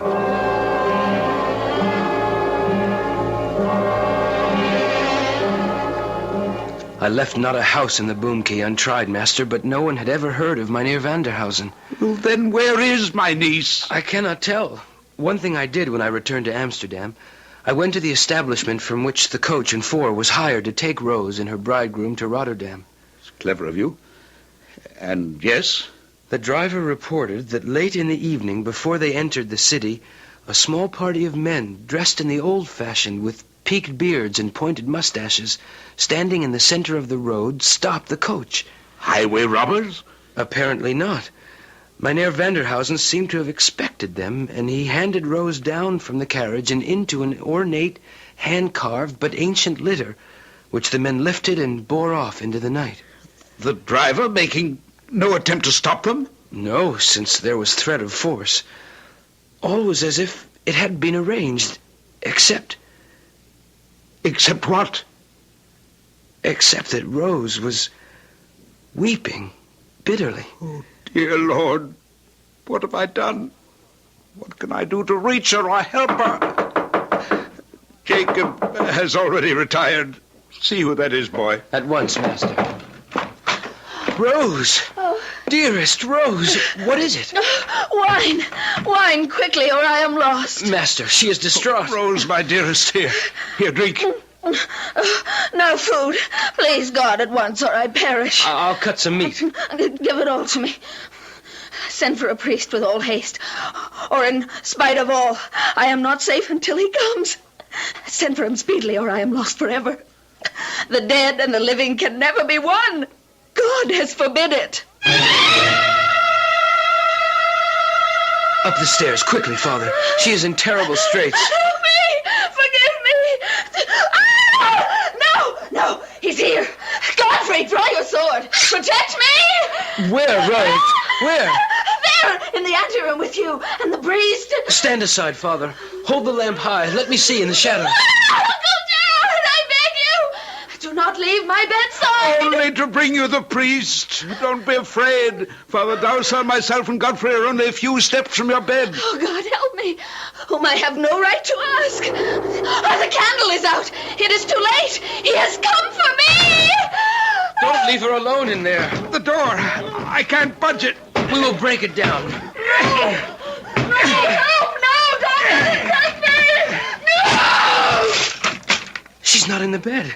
Hold the lamp higher. She's not in the room. The window. Could she have jumped or fallen? They're shut fast. The latch is still thrown. There. Can you see anything? The street is empty. The canal is smooth as glass. She's gone. Rose is gone. As if she'd never returned. The days that followed are shady and insubstantial in my mind. Half crazed with grief, and at Herr Bookman's remorseful request, I returned to Rotterdam, to the chapel of St. Anthony, where Vanderhausen had first seen Rose. It was after evening vespers, and I was travel-worn and soul-weary. When the worshippers left, I remained alone in the church, and I must have fallen asleep. I was awakened by a soft touch on my shoulder, and awakened to see Rose. Rose.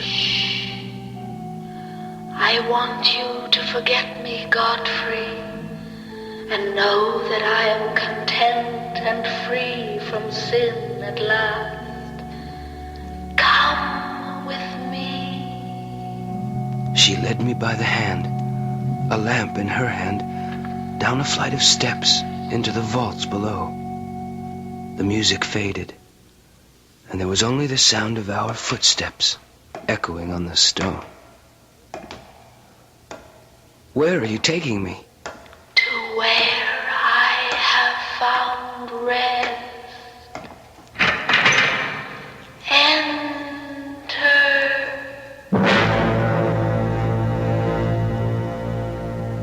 The room was a bedroom, richly furnished. Its main feature, a great four-poster bed, the curtains drawn. She crossed to them, smiling, and said, You see, we are united at last, my husband and I. Sitting bolt upright on the bed, held in its position by the pillows, was Mynheer Vanderhausen. The costume I recognized. The face, what was left of it, was still livid as I had first seen it, but by now the bones showed through the decayed flesh. The hands were little more than the claws of a skeleton.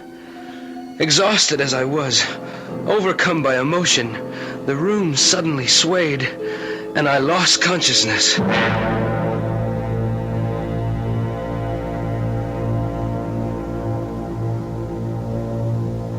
I was found the following morning by the sexton. The room in which I lay was the same, except that all the furnishings were gone, save one. In the place of the four-poster bed was nothing but a large and ornate coffin. I rubbed the dust from the nameplate, which read, Mynheer Winkel Vanderhausen, 1606 to 1669. The man had been dead long before Rose Velderkaust or myself were born. Her uncle and I allowed her to marry herself to a corpse.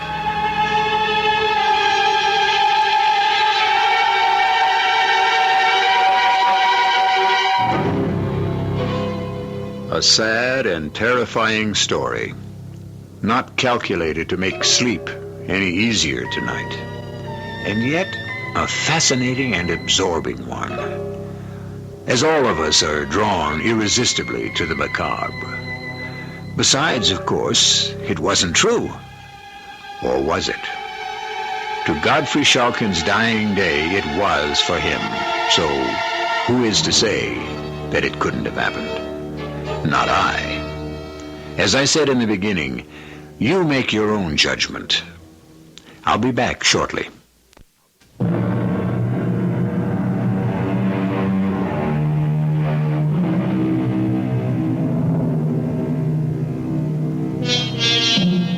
Schalken became a kind of living corpse who lived only through his paintings.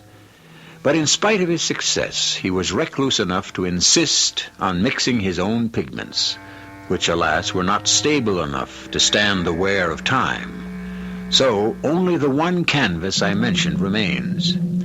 They say because he used his own blood to dilute the pigment. I don't know. There's no proof. It's just a part of the legend. Our cast included Don Scardino, Roberta Maxwell, Guy Sorel, and Arnold Moss. The entire production was under the direction of Hyman Brown. This is E.G. Marshall inviting you to return to our Mystery Theater for another adventure in the macabre. Until next time, pleasant dreams.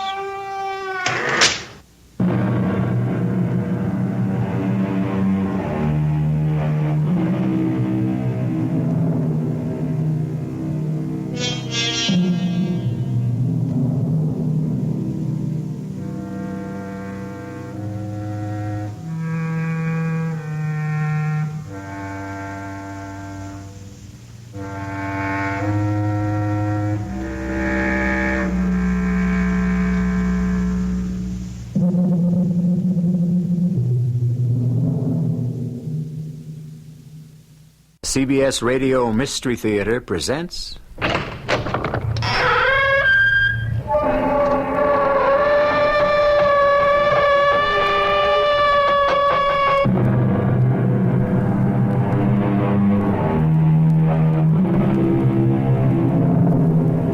Come in. Welcome. I'm E.G. Marshall. Does a ghost need money? We do know that many years ago there were a great number of intelligent and perceptive Frenchmen who were convinced of the existence of a ghost who lived in the famed Paris Opera House and needed a tremendous amount of money. Any attempt to perform an opera will meet with disaster if my monthly allowance of 20,000 francs is more than 10 days late. These are the words of the opera ghost. I don't know who you are or where you are, but As the new manager of the Paris Opera, I'm telling you here and now that I pay no attention to threats or blackmail.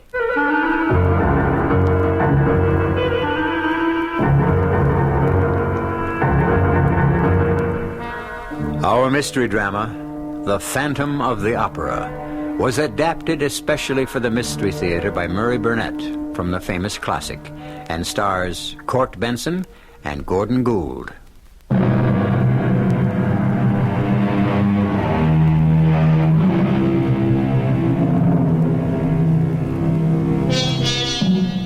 Blackmail is an ugly word, and when one of the blackmailer's victims sincerely insists that he's an angel, while another swears he's a devil, and still others are convinced he's a ghost, the problem of dealing with him becomes Herculean.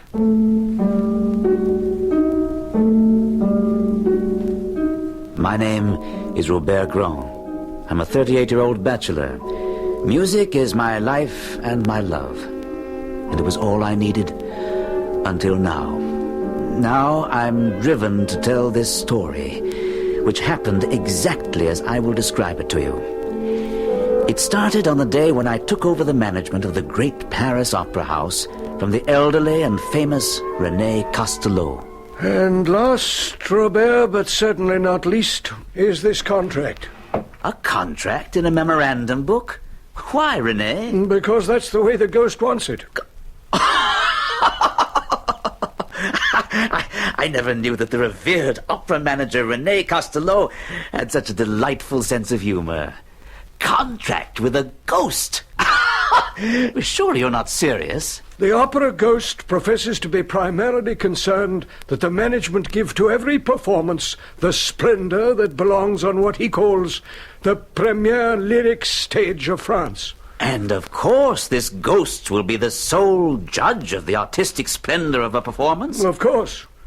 However, there are two other conditions on which he places equal importance. Any attempt to perform an opera will meet with disaster if my allowance of 20,000 francs a month is more than 10 days late. Well, let me see. That monthly figure would amount to 240,000 francs a year. And this joker has further conditions? Oh, yes. If you'll allow me. Box 5 on the grand tier shall be placed at my disposal for every performance. Oh, surely you don't mean to tell me that you took these ridiculous demands seriously? I observed them scrupulously. You never defied him? Or threatened to have him arrested? How does one arrest a ghost? Well, when he comes to take his seat in Box 5. He never occupied Box 5. And you still kept it vacant? Certainly. Huh. You won't find me wasting a box that way. I intend to sell it. Well, that's your privilege as the new manager. But if you'll take my advice, you'll never sell Box 5. I didn't know whether to laugh at Castelot's foolishness or to cry because such a brilliant impresario had obviously fallen victim to some hoax. However, more immediate problems were demanding my attention. My soprano sent word that she was too ill to appear that evening in the role of Marguerite in Faust. I replaced her with a young girl named Christine Donat, who, to mine and everyone else's amazement, gave a performance which brought down the house.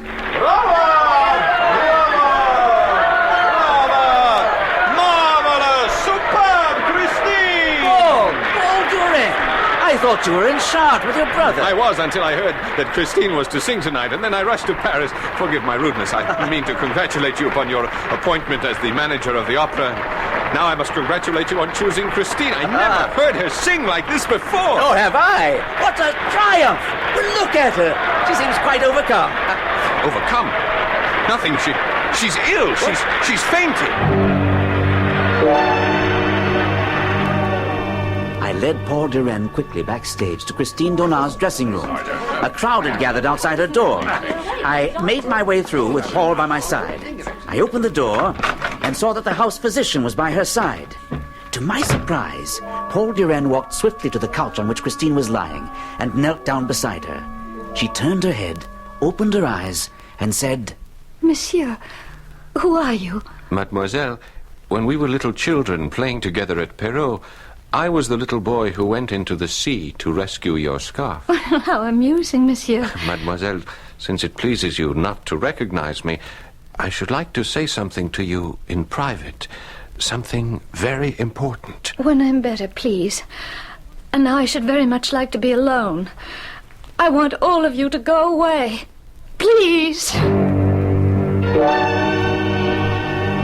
I wasn't aware that you knew Christine. Oh, I've known her for a long time, Robert. Ever since we were children. But we are no longer children, my friend. So why should we hang about outside her dressing room door like a pair of... And I know her well enough to understand that she asked to be alone because she wanted the chance to talk to me privately. I didn't get that impression. But if you're convinced... Look, I'll prove it to you. Come on, let's go back and knock at her door, and you'll see. I don't know what you want of me. Oh, she seems to have someone in there with her. But that's impossible. We saw everyone leave when we did. Christine, you must love me. I do. You know I sing only for you. Nevertheless, someone must have stayed behind. Maybe we can learn something. I do not listen at doors. I'm going in. No. Wait. For my sake. Are you very tired? Tonight I gave you my soul, and I am exhausted. Your soul is beautiful, child, and I thank you. The angels wept tonight. I must go home. Of course. They're sure to catch us eavesdropping. No. Come here. Quickly. They'll never see us in this corner. She's alone. There's no one with her. He must have remained in her dressing room. And she didn't lock her door. I'm going in and find out who was with her. Are you with me? Of course, Paul. Come on. There's no light in here. He must be hiding. Strike a match, please. Hiding isn't going to help you. We know you're here. We heard you. Now come out. Can you see anyone? No. Well, he must be here somewhere, and we'll find him wherever he's hiding. You may as well come out now and save us trouble. I intend to find out who you are. There's no one here, and no place to hide. We're talking to the walls.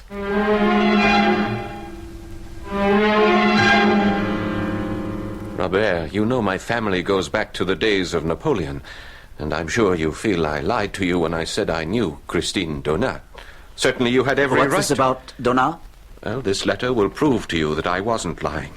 You see, she says right here, I have not forgotten the little boy who went into the sea to rescue my scarf. Then you know where she is. Of course.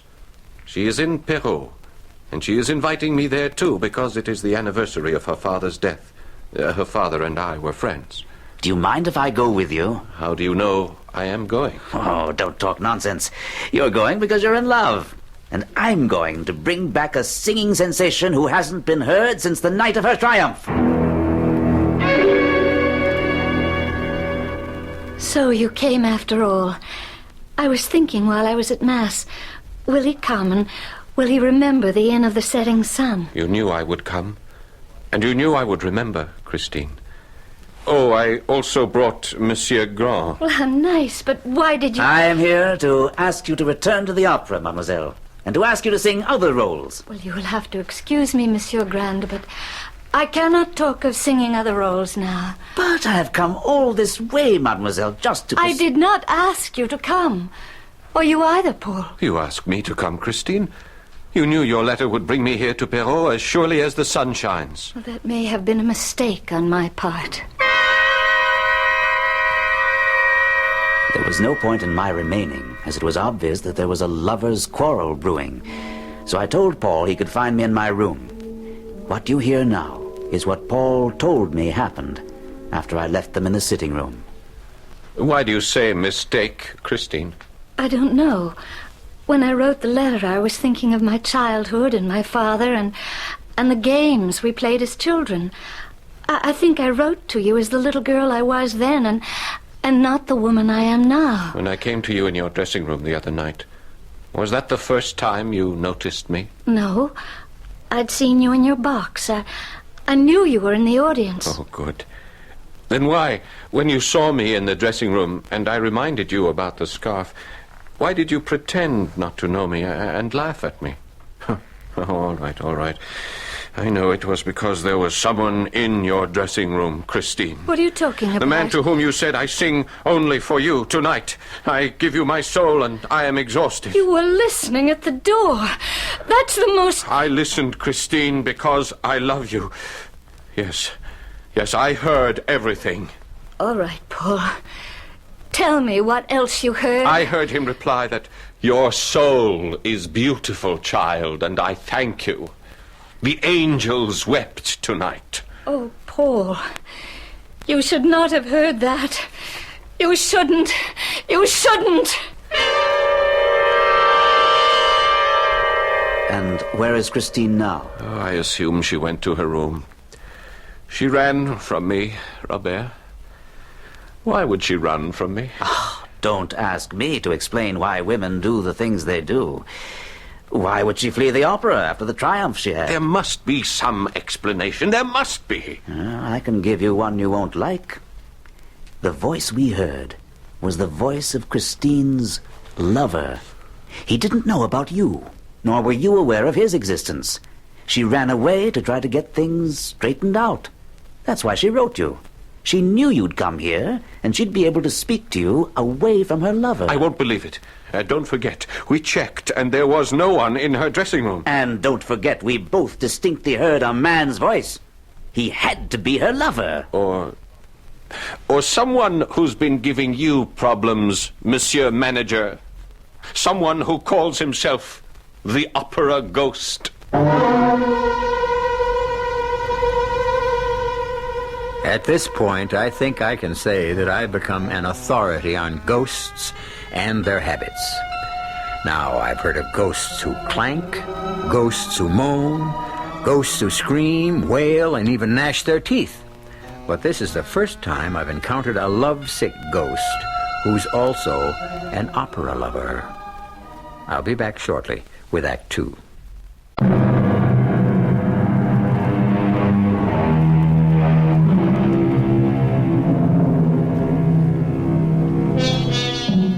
From time immemorial, out-of-the-way places have been favorite meeting spots for young lovers.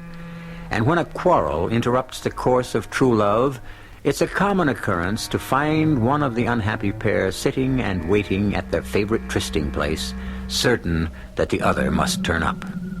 A cemetery, however, would seem a most unlikely place for a girl to expect to find her lover. Christine. I knew you'd come to pay your respects to my father at his grave, Paul, and I waited here to tell you something very serious. Paul, do you remember the Angel of Music? Oh, yes. Your father never told a story without mentioning him. I remember him saying that at least once in every great musician's life, the artist receives a visit from the angel. Yes. And sometimes, Paul, the angel leans over an infant's cradle, and that infant then has heard the angel, and the infant becomes a child prodigy. I remember. And when I asked Father if he had ever heard the Angel of Music himself, he shook his head sadly. But Paul, he told me that I would hear the angel one day. He said, "When I'm in heaven, I shall send him to you." Paul, I have been visited by the Angel of Music. I don't doubt it. How is it that today you understand so well? You forget that I've heard you sing many times. And I never heard you sing the way you sang the other night. You were touched by genius. Yes, the Angel of Music. He comes every day to give me lessons in my dressing room. In your dressing room? The Angel of Music. What does he look like? You should know better than to ask that, Paul. I've never seen him. I only hear his voice. He speaks to me, and it's like in a dream. Are you sure you didn't dream all of this, Christine? How could I? I'm not the only one who heard the voice of the angel. Someone else has heard this voice? You, Paul. It was his voice you heard when you listened outside my dressing room door. Oh, Christine. You needn't have gone to such an elaborate lie to try to deceive me about the voice I heard. You think I lied? After all, I know what I heard. I'm beginning to understand. You think that was a real man's voice. Well, if you had opened the door, you would have seen that there was no one in my dressing room. After you left, I did open the door, and there was no one there. And you still don't believe... I do not. Oh, how could I have ever loved you? Go away. I never want to see you again. The return trip to Paris wasn't pleasant. Paul Duren wanted so desperately to believe that his darling Christine was the victim of some cruel hoax, while I was convinced that Christine was an artful minx who was trying to keep two men on the string. This belief was strengthened by a telephone call I received the following day at my office. Grand speaking. Carlotta Sorelli. Oh, good day, madame. What can I do today for my beautiful prima donna? First, my dear Monsieur Grand, you must learn that I am not a woman easily intimidated. I'm sure you're not. But why do you call me? I intend to sing the role of Marguerite in Faust Thursday night. Well, of course you do. Why would you call and tell me what has already been announced? Because of a note I received this morning. It reads, "If you dare to appear as Marguerite next Thursday evening, be prepared for a gigantic misfortune." Oh, a prank. A jokester. Surely you're not going to take that seriously? That's exactly what I called to tell you. And I'm pleased you're taking it so well. Even if I were dying, I would sing the role of Marguerite next Thursday night.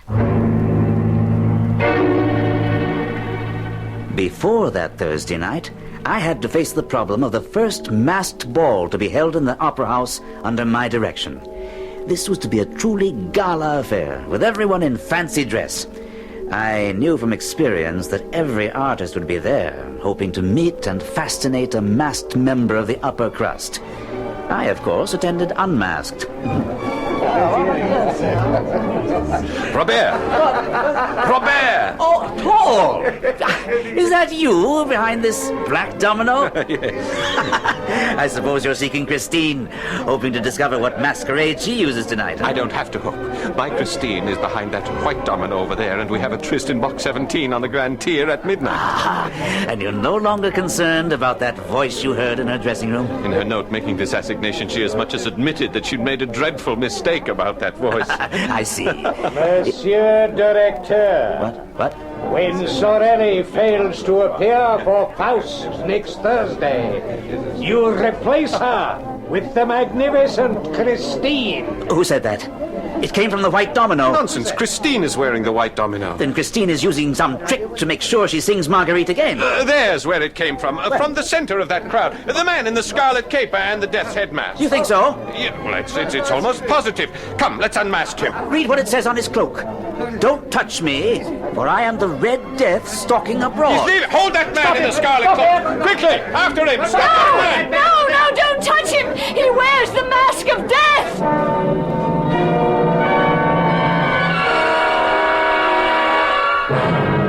Who was that man? Why did you tell everyone not to touch him? Please, Paul. Please keep your voice down. You shouldn't have come here. All right, but you were the one who asked me to meet you here in this box on the Grand Tier, remember? I know, but that was before you started to chase the Red Death mask. And why did you stop us? What is that masquerader to you? Maybe nothing, maybe everything. Oh, Paul, you were right. The voice I hear is not an angel, but a human voice. Belonging to... I don't know. I still haven't seen him. But what made you change your mind about the angel of music? Because he forbade me to see you. How did he know about me? I told him.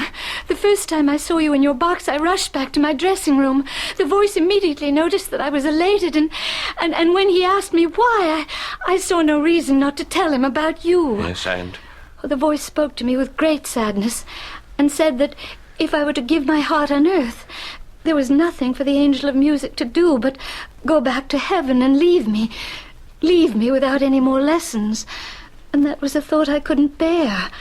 I knew what the lessons had done for me in a few weeks' time. How did the voice do this? What is the secret? Believe me when I tell you I wondered myself. I even thought perhaps there might be witchcraft involved. Oh, ridiculous. You could never be caught up with the forces of evil. Well, then what is the voice? A man. Someone who... Yes? I confess, I am jealous. That's why I stopped. There is no angel of music, but there is a man. A man who must love you and want you as I want you. And I mean to find out who he is. No, you mustn't. That's why I had to see you tonight, to warn you. Promise me that you... I'll promise nothing. I am not afraid of this voice, even if you are. Paul, you must listen and try to hear how I discovered the voice was human.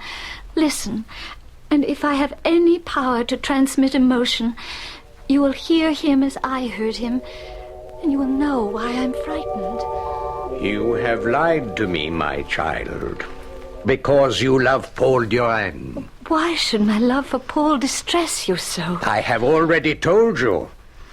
If you love him, then you do not believe in me. Believe in me, my child. Whoso believes in me shall live and sing. Whoso believeth in me shall also reach the heights. But I shall bring down those who oppose me, all of them. And don't think Eric cannot do that. Eric? That's your name, then. You're not... Your angel of music? Most certainly, my child. I have proven that to you. I am your angel, Christine. But I warn you that I have an evil side, and I have power. How is it that Sorelli fell ill the other night? How does it happen that all the directors of the opera have taken orders from me? Who are you? And why did you choose me as a pupil? Because of your purity, child. And your beauty, your gracious beauty. Where are you? Here. This is a childish game you're playing. Let me see you. Never.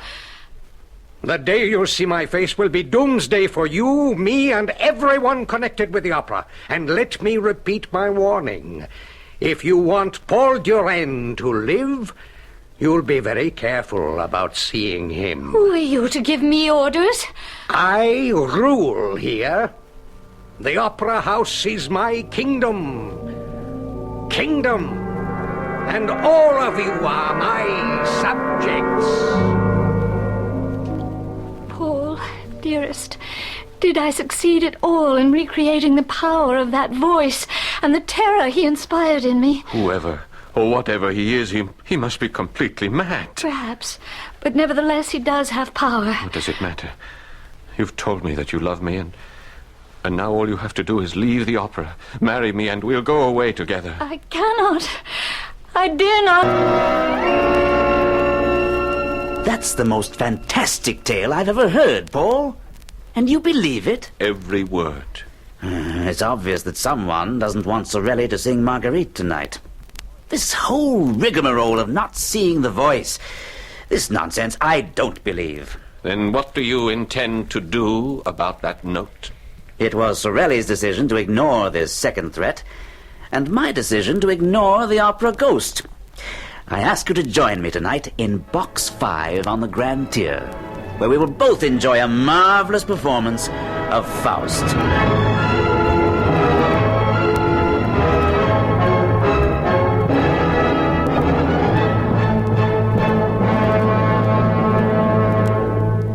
The first act of Faust went very well, and as the curtain fell for the intermission, I allowed myself to relax in Box 5, where I was sitting with Paul. Well, Paul, what do you say now? Do you still think we could have used the police? The police would have been useless, Monsieur Grand. Did you say that, Paul? I didn't say a word. But you heard it. Tell me you heard it. Yes, I did hear it. Where is that voice coming from? Not from this box. We're alone in it. You are not alone. This is Box 5, my box. Show yourself, whoever you are. I must leave now because the house lights are dimming for the second act. And there will be a terrible calamity. Now listen, you... Raise your eyes to heaven and see and pray. The voice is coming from our left, 2 boxes down. No, I thought it was on the right. The lights are dimming. The chandelier! Look, Robert, what's swaying? It's going to fall right into the orchestra! Oh, no! Look out!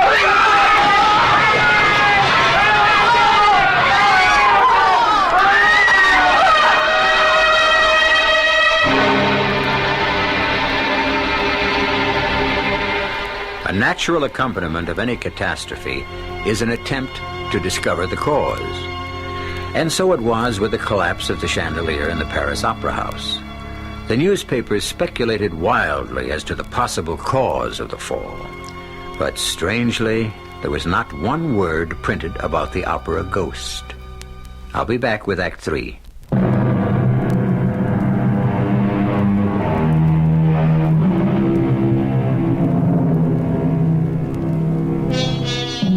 No opera manager ever faced the problems that beset Robert Grand, newly appointed director of the Paris Opera House. How does one deal with something that no one has ever seen, but whose voice has been heard and whose presence has been accepted as a fact by opera workers and by your predecessor? A thing that called itself the Opera Ghost, and who took credit for the catastrophic fall of the great chandelier which took the lives of 3 people and injured many more. Robert Grand made his decision. If I can have your attention, ladies and gentlemen, please, I will explain the reason I summoned you to my office. I have decided to make my peace with the Opera Ghost. This envelope on my desk will be placed in box 5 on the grand tier at tonight's performance. It contains the 20,000 francs which the ghost, or whatever he is, demands monthly. But I intend to reassign your locations so that box 5 will not be unwatched by less than 3 pairs of eyes for 1 single second. And I insist on an immediate report to me when and if you see anyone entering or leaving box 5. Robert Grand. Where have you been, Robert? I've called your home, your club, even the Café de l'Opéra, and I could not reach you. Is it something important? Your ghost bleeds, Robert. Your opera ghost bleeds. Real blood. Are you drunk? Or just raving? And if he bleeds, as I know he does, then he's no ghost at all, but real flesh and blood. Isn't that so, Robert? What are you talking about? What makes you so certain that he bleeds? Because I've shot him. Yes.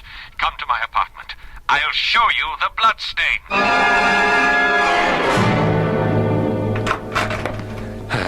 Robert, you're here. And now I will free you from your ghost forever. I've already called the police. Here, come, let me show you the balcony. I don't want to see anything until you calm down and explain what happened. His eyes. You have to see those eyes to understand, Robert. You have to see them. Are you trying to tell me the ghost was here? Exactly. And I know how to get him here. I played on his weakness, Robert. His human weakness. His love for Christine. I told you that, but you wouldn't listen. I can't make head or tail out of what you're trying to tell me. Now, I'm willing to listen, but only if you calm down. All right. All right, Robert. Everything I suspected is true. Now, I'll try to give you an exact picture of what happened. It started when I saw Christine yesterday. Where? At her mother's. She didn't go to the opera. I went to tell her mother that I wanted to marry her and take her away. What did Christine think about this? Yes, she was frightened, terrified by this man posing as a ghost. Well, I left after telling her I would expose him. And I came home here, and it was very late, and prepared to go to bed. Come, let me show you. Let me show you my bedroom. Oh, I'll admit that my mind was filled with wild thoughts that night. Well, I turned out the light, and as I climbed into bed, suddenly, at the foot of my bed, I saw 2 eyes, red and glowing like coals, just the eyes. I switched on the light, leapt out of bed. The room was empty, but I saw a shadow on the balcony. I ran to the bureau, opened the drawer, and took out this revolver. And I fired twice. You see? Look, here. There are 2 empty chambers in my gun. Huh? Now, come to the balcony, and I'll show you the blood. Where the door's open? Yes, of course. Here. Now, look. Is that blood? Yes, it is blood. Yes, of course. Now, a ghost who bleeds can be found. A wounded ghost can be traced, huh? Well? I see the blood. I also see a cat. No, there was no cat. Not on the balcony, but limping along the roof, trying to find a gutter to climb down. Oh, my dear, eyes you think you saw glaring at you. But I'm afraid you've shot a cat.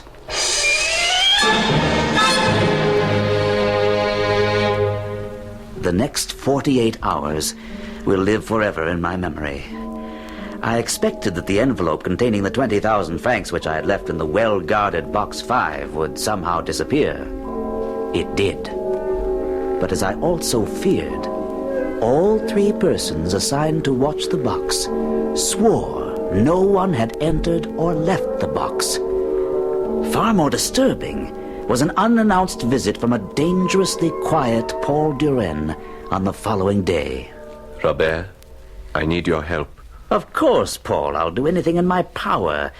But don't you think that you'd better see a physician? Christine Donat will be appearing tonight in Faust. Yes, but not in the leading role. I've decided... That's not important.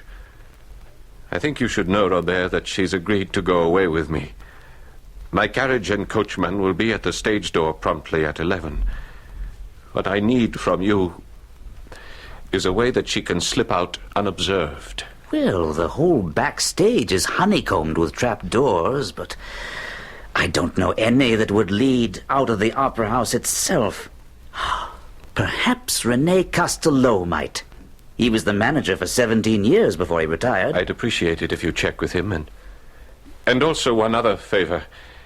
I don't want to be seen myself. I wonder if you'd be kind enough to let me use your office tonight while the performance is in progress? Certainly. But isn't this flight a sudden decision? It's the only way. I've spoken with Christine, and she agrees that our only hope lies in getting out of Paris, even out of France. That may be wisest. But why leave from here? Christine absolutely refuses to give up tonight's performance. Not only does she feel obligated to you, but she also believes that Eric would somehow find out that she wasn't going to appear. Yes, you may have a point. The opera ghost, or Eric, as you call him, seems to know more about what goes on than I do. We'll meet back here in my office at 8 sharp.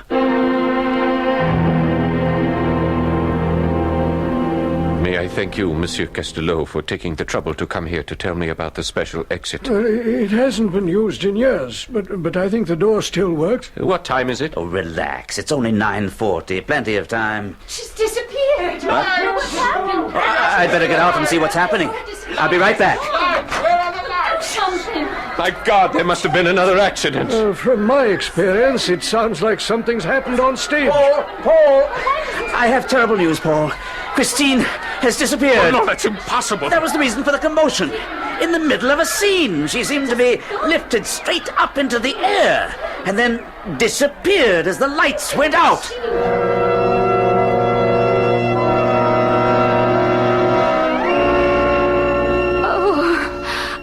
Christine, my love, please tell me you're not hurt. Who are you? And why are you masked? I'm sorry that I was so clumsy and made you strike your head when I... Eric, what have you done? Only what you made me do, Christine. I told you that if you'd continue to see Paul Durand, things would end badly. Where am I? In my house. It's my dearest wish that you'll grow to like it. You intend to keep me here? I cannot allow you to run off with Paul Durand as you planned. But they will look for me. And they will not find you. Have they ever found me? Why do you cry? You know it pains me to see you cry. I would never keep you here against your will, but I warn you, if you leave, you'll sign Paul Durand's death warrant. You're afraid even to let me look at your face. Careful, Christine. But I will tear that mask off. You're in no danger, Christine. I will not hurt you, so long as you do not touch the mask. And you expect me to believe that? You have no better friend in the world than myself. It took all the strength that both I and René Castelot possessed to hold Paul Durand in his chair in my office after he learned of Christine's disappearance. This would never have happened if I hadn't asked her to come away with me. I'm convinced she's still in the opera house. I've seen the thing, whatever it is that calls itself the opera ghost. Where? When? Why didn't you tell us before? Well, I tried to warn you. Well, never mind that. Where is he? And where is Christine? Well, I can tell you what I suspect. About a year ago, I worked late, and I decided to go backstage. There was only a work light, and as I stumbled around in the dark, I suddenly felt myself falling, and I landed in some sort of tunnel under the stage. Someone caught my arm and broke my fall, and a voice said, "Careful." I looked around and saw only 2 fiery red eyes glaring at me out of a mask. The same eyes I saw. Although I was afraid, I asked the apparition his name, and he laughed and said, "I am Eric, and you've invaded my domain. But since it was an accident, there will be no punishment this time. But, Mr. Manager, I warn you, Eric's secrets must remain Eric's secrets." Whatever that may have meant. Well, after the meeting, I was convinced that Eric, or the opera ghost, lived or haunted the subterranean cellars and caverns beneath the opera. Incredible. I investigated all the trapdoors, looking for the one through which I'd fallen. And one day, I found it. I'll show you where it is. And here is the key to Eric's house, where I believe you'll find Christine Donat.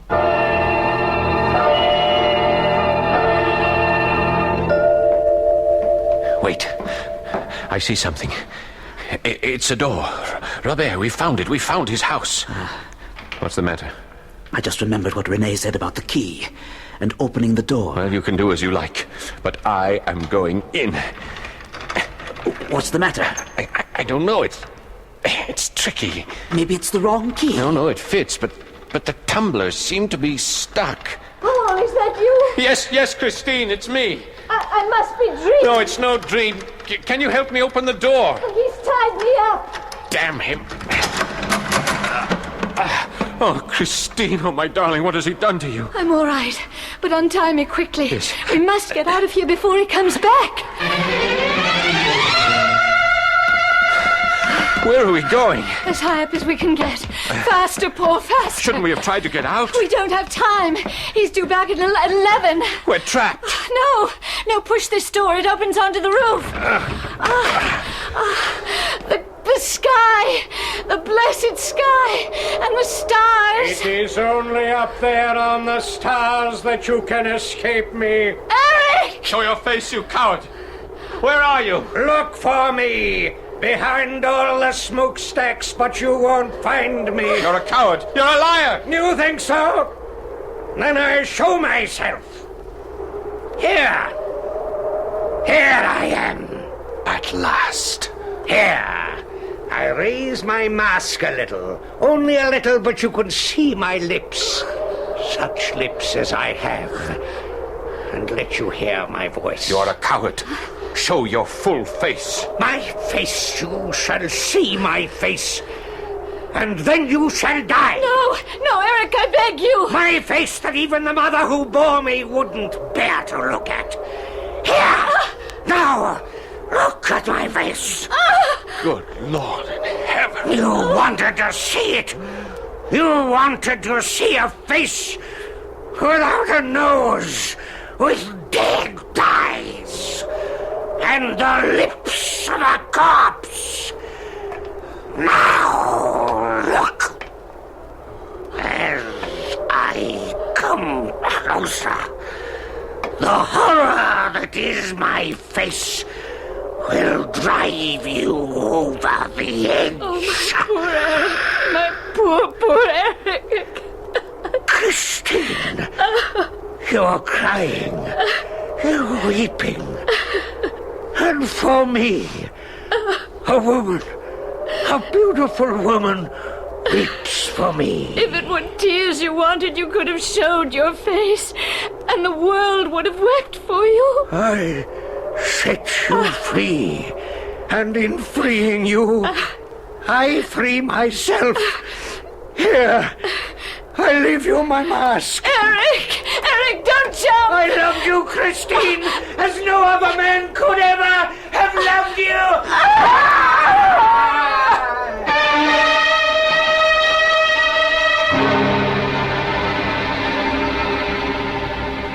Even today, there are those people who say that the Phantom of the Opera was a ghost, that the story of Eric was manufactured to appease a frightened public.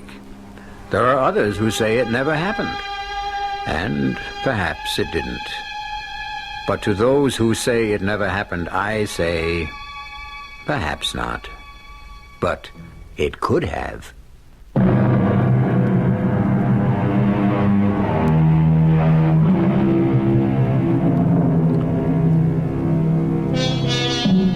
In looking back over the story of the opera Ghost, I think I've made a discovery of some importance. If you recall, Eric, or the Ghost, wrote threatening letters to the manager of the opera house when he felt slighted. He also wrote contracts in red ink in a memorandum book. Now, if he really were a ghost, and he did write these documents, could we say that he was the first ghost writer? Our cast included Gordon Gould, Court Benson, Carol Teitel, and Paul Hecht. The entire production was under the direction of Hyman Brown. This is E.G. Marshall inviting you to return to our Mystery Theater for another adventure in the macabre. Until next time, pleasant dreams.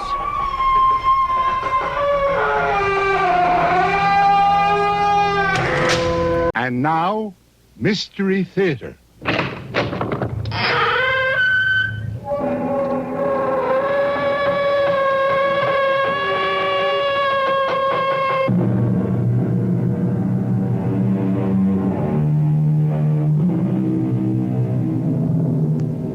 Come in. Welcome. I'm E.G. Marshall, your host for another adventure so strange and so chilling that we dare say you'll get little sleep this night.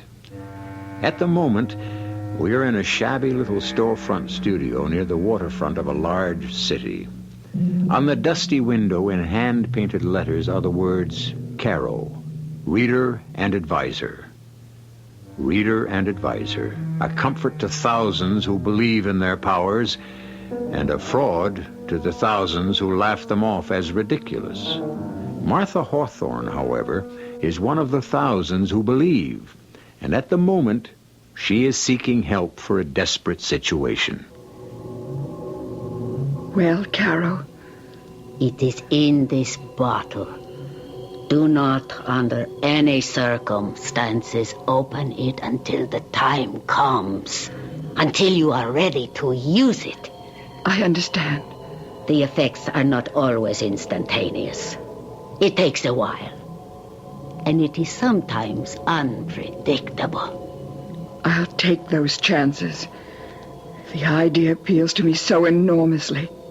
It's so perfect. Be careful, Mrs. Hawthorne. I must warn you. When the bottle is opened, be very, very careful.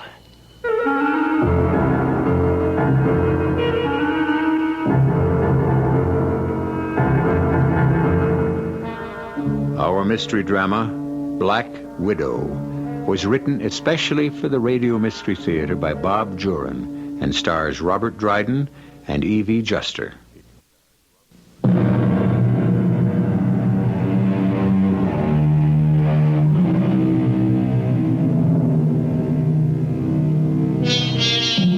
Standing up for what you believe is right is both honorable and necessary. And it also can be dangerous, particularly if your adversary has very little scruples and a lot to lose should you have your way. Such is the case with John Hawthorne, a top-notch mechanic whose father before him took pride in his work, his friends, and his trade union. And John intends to bring back those better days and stand for what his father stood for. Hello. Hello, John. What do you want, Max? I don't like the noises you've been making with the rank and file. You know where I stand. I'm beginning to, yes. It's come to my attention that, you're even thinking of running for union president. Not thinking anymore, Max. am running. That's my job.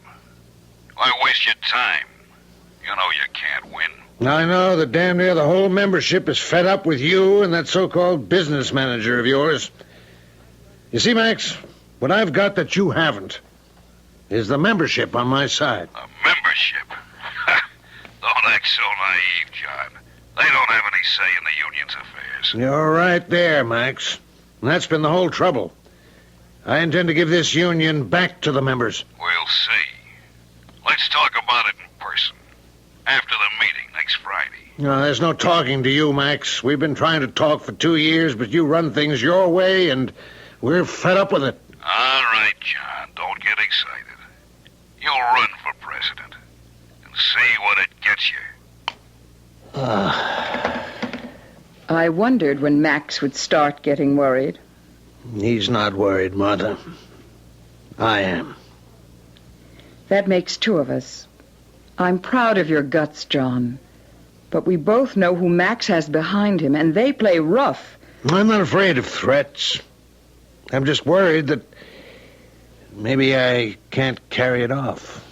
I still wish you'd reconsider. You have to do what you think is right. I don't want to be a hero's widow, but... No. They wouldn't try anything like that. Oh, I expect a little rough stuff, maybe, but I've got my eyes open. And I've got my protection, too. Oh, John, is it worth it? What's it going to do to Lillian and me? Nobody's going to get hurt, except Max Conger. He's never had a serious challenge to his authority. We're a small, independent mechanics union that used to be great until Max Conger and his friends got their claws into us. I know you've been upset about it for months. But let someone else carry the standard. I have to, Martha. My father was shop steward for years, and now me. The guys just look to me to do it. Well, I can't say I'm not proud of you. I guess I wouldn't want you any other way. I'm home. Hi, Lillian. Hello, baby.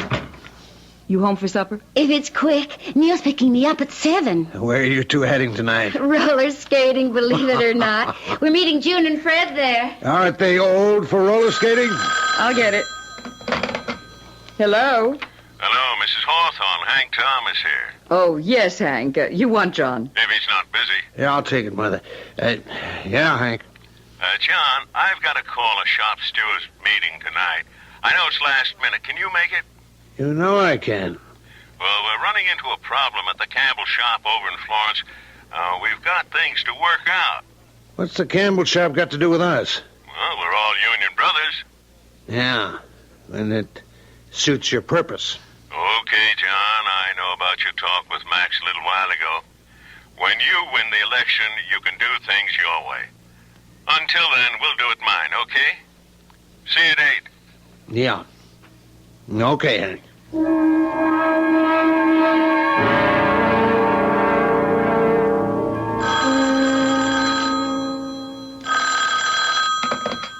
Hello? Hello, Mrs. Hawthorne. Hank Thomas again. I hope John hasn't left yet. Oh, he did. About 10 minutes ago. Oh, too bad. I had to postpone that meeting tonight, and I hoped I could catch him. He's on his way to the Union Hall now. Well, I'll see him and send him home. Sorry about the inconvenience. I don't think John will mind.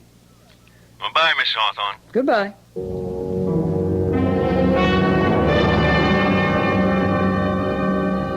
Good evening, Mrs. Hawthorne. Good evening, Caro. I'm sorry to bother you for reading this late, but I'm terribly worried. I am always at your service, Mrs. Hawthorne. Always. For regular customers who need help from the cards. My husband went to a union meeting tonight, and that's part of my problem. Sit down. Let us see what the cards tell us. These cards are the threat. This is your husband. A red king. That is favorable. A red king will triumph over the situation. Oh, thank heaven. If what? If the next card is a red jack or a black queen. The ace of spades. I I'm sorry. The ace of spades is death. That is what is in the cards. Oh, dear Lord, I've got to get home. Mrs. Hawthorne, one moment. I haven't time. There is a way. There is a way. You can protect your husband from all harm. Carol, what are you saying? There is, well, I hate the word, a spell. It is costly, but it works. With it, he cannot be harmed. Are you serious? Very. Then for heaven's sake, do it. Give it to me or whatever. It will take 2 days, but it will work. Do it. Well, I will need a bit of his hair and a bit of his skin. His skin? Oh, just a tiny shaving. Not even enough to draw blood. And a snip of hair. But how can I get them without his knowing? That does not matter. Explain it to him. He will agree. Oh, he'll think I'm crazy. Find a way to get them. And get them fast if you value your husband's life.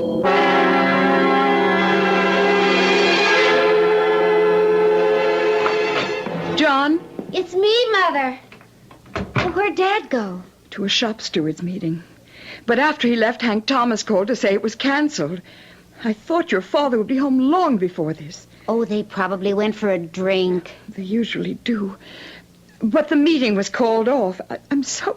Mother, what is it? You're shaking. Lillian, your father's in danger. Oh, Mother, have you been seeing that Carol person again? I had to. I had to know what would happen with this union business. Oh, Dad can handle himself, and you know it. What did your advisor say? You mustn't tell anyone, Lillian. She's going to give me a spell to protect your father. A spell? I don't like seeing you this way. Believing something like this would work. Well, it's voodoo, or worse. It's not going to protect Dad. It's making a wreck out of you. This union business is making a wreck out of me. If I can find a way to stop it, I will. Well, this isn't the way to stop it. With witches' spells and... John forgot his key. Not a word to him about this. Well, how is the... Oh. Miss Hawthorne? Yes? Lieutenant Carey, 14th Precinct. What's happened? John? What is it, Mother? Police, ma'am. Mr. Hawthorne met with an accident. Oh, Lord. I'm too late. Well, what happened? Hit and run, apparently. No witnesses. Oh, how bad. I'm his daughter. Fatal. Oh. I'm sorry. Will you come with me, please? Oh, Mother. I was too late.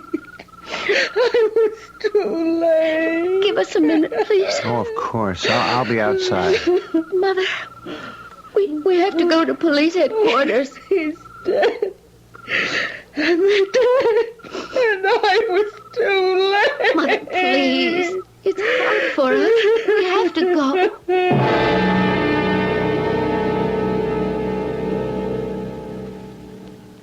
Yes. That's my husband. There were no witnesses, you say? Not as far as we know, but someone might come forward. There's always a chance someone saw it happen. It was no accident, Lieutenant. If you know something, Miss Hawthorne... My father was challenging the Union authority. And suddenly, he's dead on the street. No witness. Nothing to tie them in with it. Are you making an accusation, Mrs. Hawthorne? Yes. I'm accusing Max Conger and Hank Thomas of murder. Well, that may be impossible to prove. Let's go home, Mother. Home? What's left of home? Now that I'll have a car take you back. We'll talk with you both, Miss Hawthorne, when your mother's recovered a little.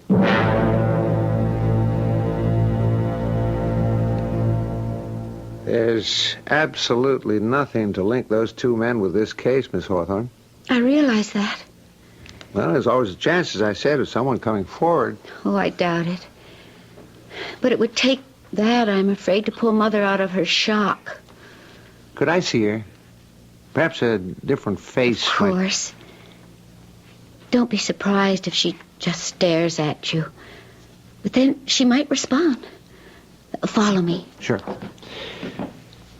You've had a doctor attend her, I'm sure. Oh, yes, almost every day. Apparently this happens frequently. He says medication might even make it worse, so he's just waiting for nature. In your mother's case, there's the bitterness. That makes it all the tougher. Mother? Mother? But she's gone.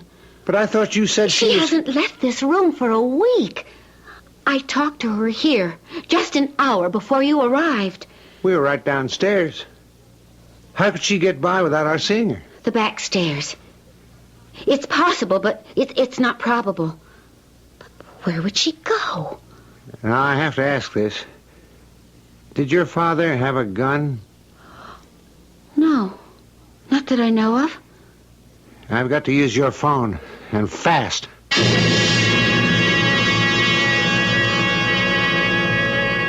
A tortured mind is prey to 1,000 tormenting thoughts, and a grief-stricken widow, embittered by what she believes was the murder of her husband, is prey to a host of sinister motivations. We'll learn what's motivating Martha Hawthorne and to what action when I return shortly with Act Two.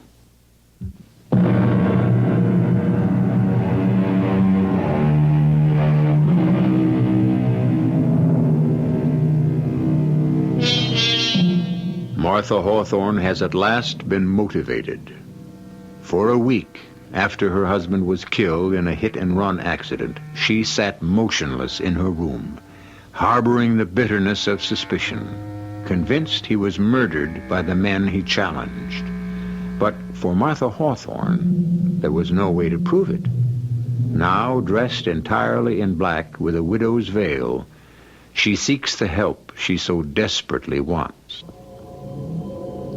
Sit down, Mrs. Hawthorne. Well, I was sorry to hear of your husband. We were too late, it seems. They didn't give me a chance to protect him. Are you so certain these men were responsible? I'm certain. Then would not the police be the ones? The police can't do anything. There's no proof, no witnesses. That's why I'm here. I want revenge. If it is in the cards, perhaps. Not the cards. You know what I want. Yes. One that will be as foolproof as theirs. Are you sure? I'm certain. Mrs. Hawthorne, please listen. I have been your advisor for almost 3 years. You are a gentlewoman. What you are doing now is out of grief and bitterness. Wait.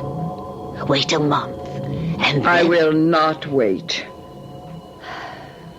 Very well. There is a very effective method. And you would be above suspicion. Exactly what I want. There is some risk to you. That doesn't matter. Come back tomorrow. I shall have it ready. It is in this black bottle. Do not, under any circumstances, open it until the time comes. Until you are ready to use it. I understand. The effects are not instantaneous. It takes a while. And it is sometimes unpredictable. I'll take those chances. The idea appeals to me so enormously. It is so perfect. Be careful, Mrs. Hawthorne. I must warn you. When the bottle is opened, be very, very careful. Martha, come in. I hope I'm not interrupting anything, Max. Of course not. I imagine you're surprised to see me. You're always welcome here, Martha. You know how I felt about John's death. Your flowers were very thoughtful. Hit and run's a cowardly thing. If we can find out who killed John and just left him But there... he's conveniently out of your way now. Wouldn't you say whoever did it did you a favor? Martha, what a thing to say. John was a fine man. But still a threat to you.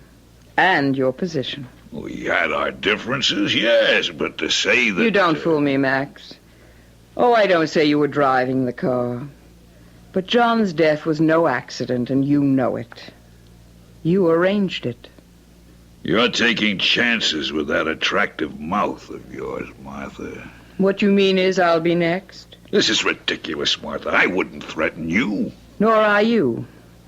But if a certain piece of evidence I have proves to be right, I'll drop the proof of John's murder right in your lap.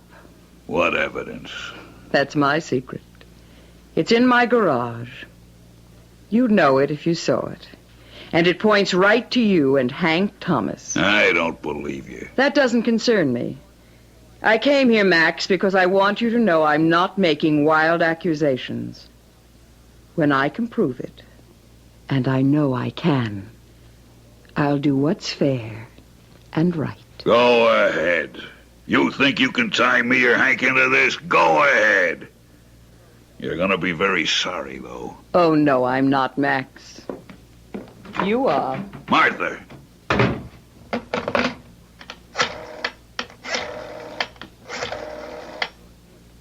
Hank, Hawthorne's wife was just here and she knows something. I thought you told me you made it clean. Well, something went wrong. Get in here. We gotta talk.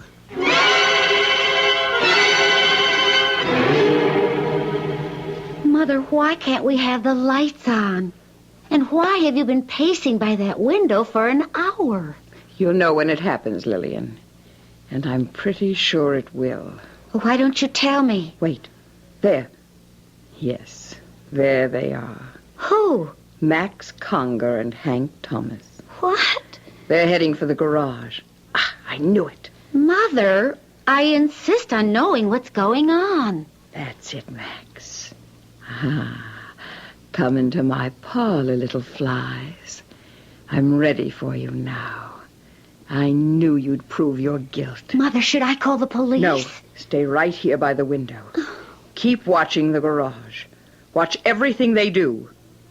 I'll be back in a few moments. Well, where are you going? Never mind. Just stay here and don't leave the window whatever you do.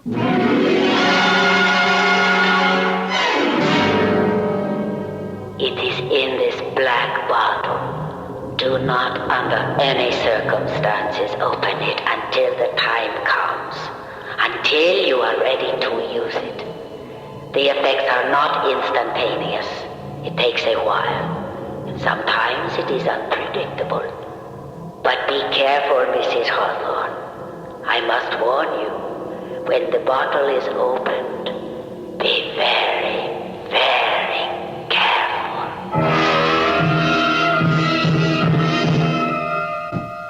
Keep the light low.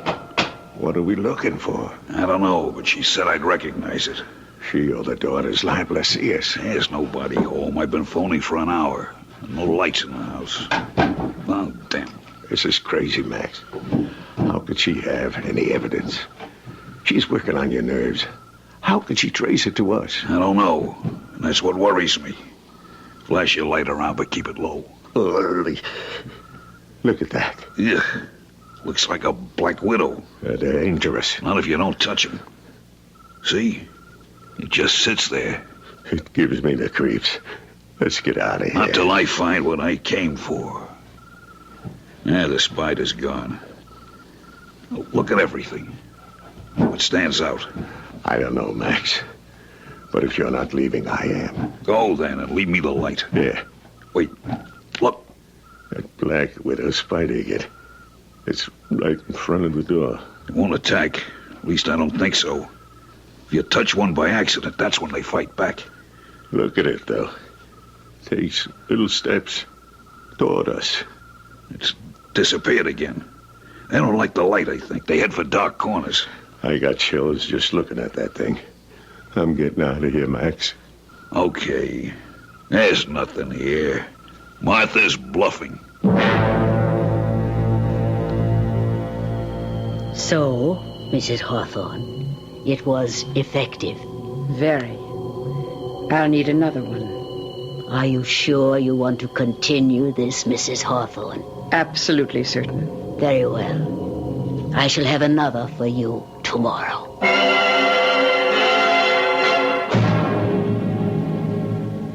I hope you don't mind my calling on you at home, Max. It's all right, Martha. Come into the study. I've decided not to pursue this any longer, Max. I'm not sure I can make my evidence stick. Sit down, Martha. Let's be friends. John and I were. John hated your guts, and you know it. I know for certain that you and Hank killed John. But I'm giving up. You won't be seeing me again, Max. Well, if you want it that way, Martha. But my door is always open to you. Your courtesy doesn't impress me, Max. May I drive you home? No, thanks. It's a lovely night. Well, then, good night, Martha. Goodbye, Max.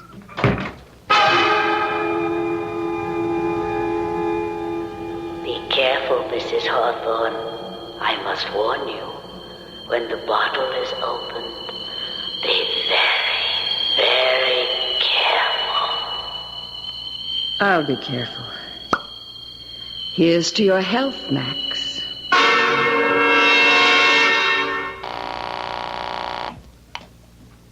Local 48. Hank? Hello, Max. What's up? I just had a visitor. Martha Hawthorne. Oh? She's giving up. She knows she can't prove anything. She's finally admitting it. There's still that nosy detective to deal with. He hasn't got a... Oh! Max, what's the matter? Good Lord.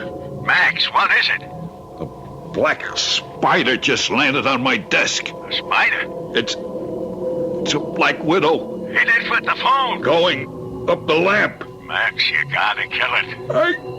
I can't move, Hank. I can't move. It's so hideous. Max, do something. It jumped! It's on my neck! Ah! Get off! Get off! Max! It bit me! I'm bitten! Max! Oh, get an ambulance!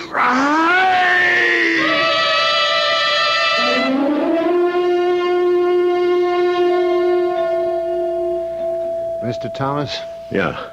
I'm Lieutenant Carey, 14th Precinct. I called on you after John Hawthorne's death. Yes, sir. I'd like some information. So would I. I want to know how Max is. Why don't they tell me? Mr. Conger died 10 minutes ago. Max? Dead? I was too late. You brought him to the hospital? Yeah, I didn't wait for an ambulance. He was in pain. He was hysterical. This happened at home? Yes. Why do you want to know? Well, a black widow spider death is relatively rare. Did he say anything on the way to the hospital? No. Where was he when it happened? In his den. He called me from there. And I found him on the floor. Huh. That's unusual. Black widows rarely come out like that. They generally stay in their dark corners. Well, this one didn't. It was awful hearing Max scream like that. I'll never forget it. Wait a minute, Lieutenant. What is it? She couldn't have... No. Who? Martha Hawthorne. She visited Max last night. The hit-and-run victim's widow? Yes. Well, you think there's a connection? Well, it's crazy. It's wild. Mrs. Hawthorne accused Max and me of her husband's death. Yeah, I know. And last night she went to Max and told him she was, well, withdrawing the accusation. So? She was there. And then Max... Are you suggesting Mrs. Hawthorne brought a black widow spider into his home? It's impossible. But she was there. I'll have a talk with Mrs. Hawthorne. Since you say she was evidently the last person to see Max Conger alive. Back again, Mrs. Hawthorne. Well, I read of the man's death in the paper. You think me a murderer, Carol? No. I'm an executioner. That man killed my husband. And I'm not quite finished, Carol. I'll need one more. just one more.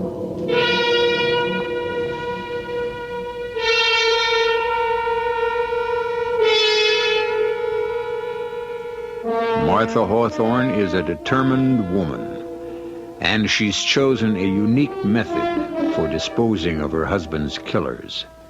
Untraceable.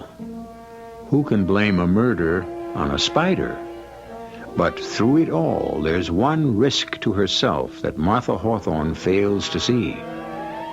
We'll see what it is when I return shortly with Act 3.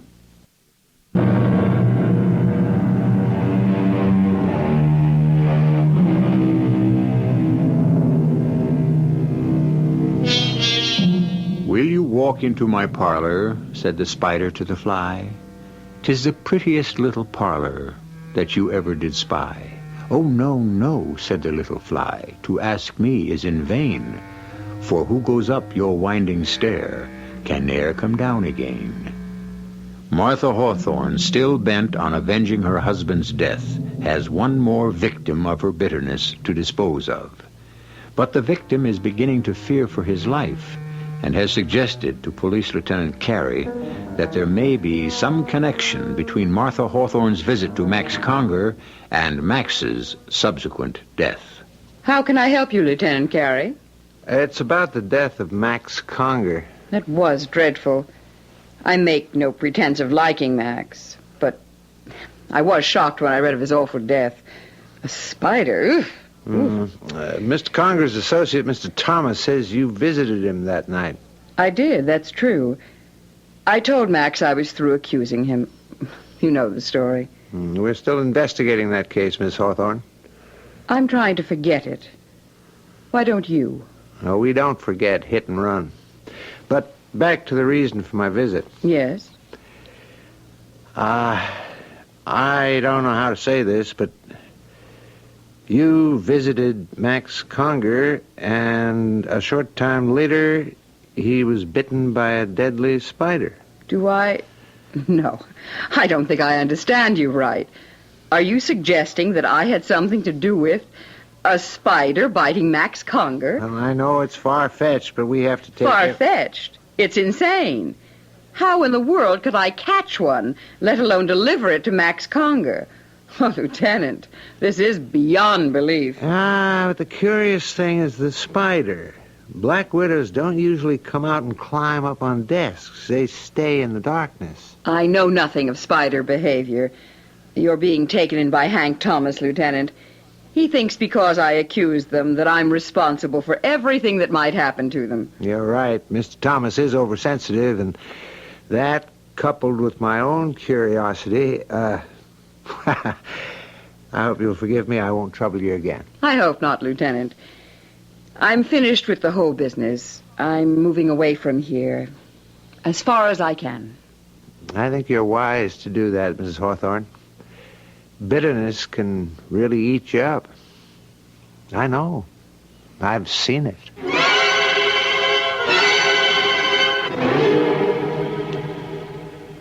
I don't care what you say, Lieutenant. I'm in danger. Now, Mr. Thomas, Mrs. Hawthorne can't possibly do you any harm. She did it to Max. Why are you so sure Mrs. Hawthorne is out to get you, as you put it? Well, she's a hysterical, bitter woman. And a threat to me. No, not Miss Hawthorne, Mr. Thomas. But someone is. What? The reason I'm pursuing this is because there is something strange. Two members of the same union meet with accidental deaths within 2 weeks of each other. There's no one sabotaging the union. John Hawthorne had an accident. His hysterical wife's making waves. Now, if you won't protect me from Martha, I'll set up my own defense. She told me she was forgetting the whole thing. Yeah, she told that to Max Conger. And look what happened to him. There's no way of... Not for you, maybe. But I know different. That spider was no accident. All right, I'll tell you what I'm going to do, Mr. Thomas. I'm going to post a guard at your home and your office. No one, including Mrs. Hawthorne, will be able to approach you. That makes me feel better. But I can't do it indefinitely. It's just until I can make heads or tails out of this whole thing.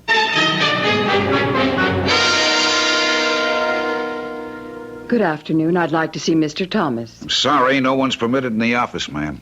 Why a police guard? Has something happened to Mr. Thomas? Lieutenant Carey's orders. No one's allowed to see Mr. Thomas. He's all right, then. Yes, and Lieutenant Carey intends to keep him that way. But I don't understand. I've known Mr. Thomas for years. I'm Martha Hawthorne. Oh, yeah. Well, sorry, Mrs. Hawthorne, but he said you particularly were to be kept out. I'm very sorry for him. He must be living in terrible fear. Can you imagine anyone being afraid of me? Excuse me. Yes, sir? Oh, it's you. Where's my secretary? She's gone to lunch, sir. Well, when she gets back, I'm going home. Yes, sir. Hank, what's the trouble? Who's out there? It's me, Martha. Leave, Martha, now. Oh, Hank, please. Hank? Hank? What's he doing in there? You all right, Mr. Thomas? I'm all right. He's moving furniture against the door. Oh, no, it's pitiful to see someone so frightened. There's no danger, Mr. Thomas. Not anymore. I've got the door barricaded. I'll send her away. I'll leave now. There's no use. Mrs. Hawthorne's leaving now, sir. I feel sorry for him. I really do. So terribly sorry. Be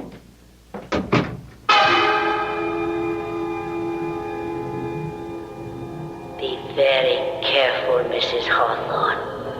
I must warn you, when the bottle is opened, be very, very careful. So Hank Thomas won't see me.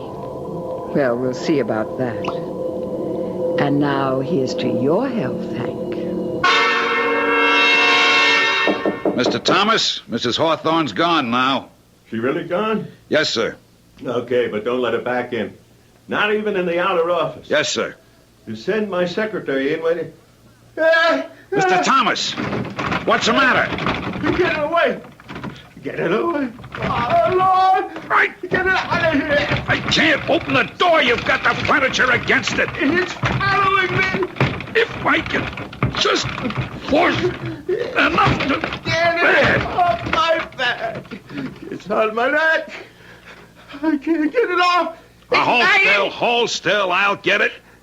Good Lord, it's a black widow. Get it off! Got it. I'll call an ambulance fast.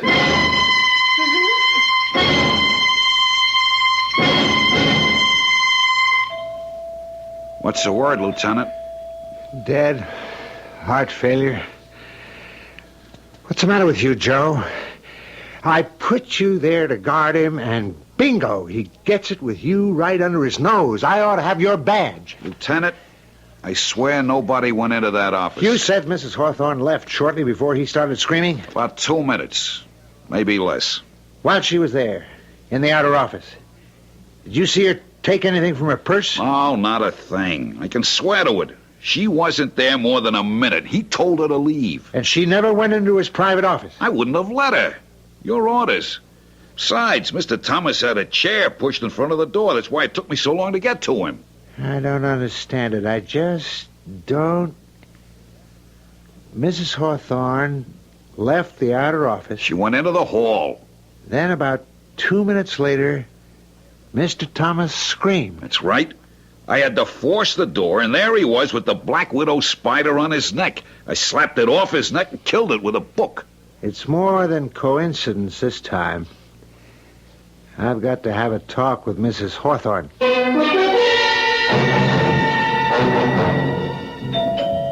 Coming. Who is it? Lieutenant Carey. Hello, Lieutenant. Miss Hawthorne, I must speak with your mother right away. Oh, she's not here. Did you know she visited Hank Thomas' office this afternoon? No. I got home at 6. Mother wasn't here and there wasn't any note. I just assumed she'd gone shopping or something. Hank Thomas died from a heart attack after being bitten by a black widow spider. Oh, my heavens, no. It happened minutes after your mother was there. From what I can learn from my guard, your mother never went near the private office. Well, then, But this right on top of Max Conger, it's just not coincidence anymore that two men die in the same way shortly after your mother visited them. Oh, this is ghastly, Lieutenant. I just can't believe Mother... It is highly improbable, but how do you explain it? I don't know. Look, I'll tell Mother you want to see her the minute she gets home. I'd like to wait, if you don't mind. Very well. Come on in. I'll get us some coffee.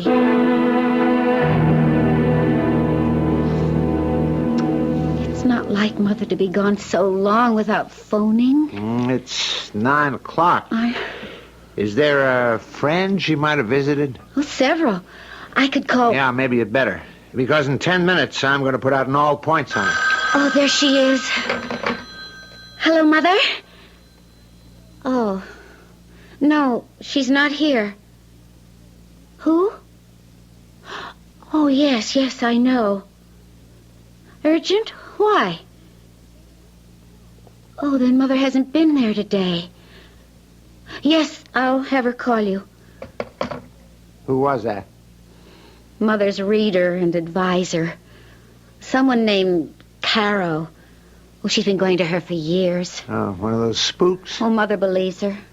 Unless she's checked with Caro, she won't... Oh, wait a minute. Oh, dear Lord. I wonder... What is it?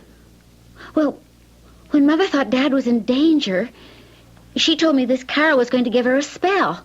A spell? Yes, a spell to protect him. I just laughed it off. I mean, advice from the cards is one thing, but could this have anything to do with the spiders? Where is this Carol? Well, I don't know exactly. Somewhere near the waterfront, I know that. I'll find her.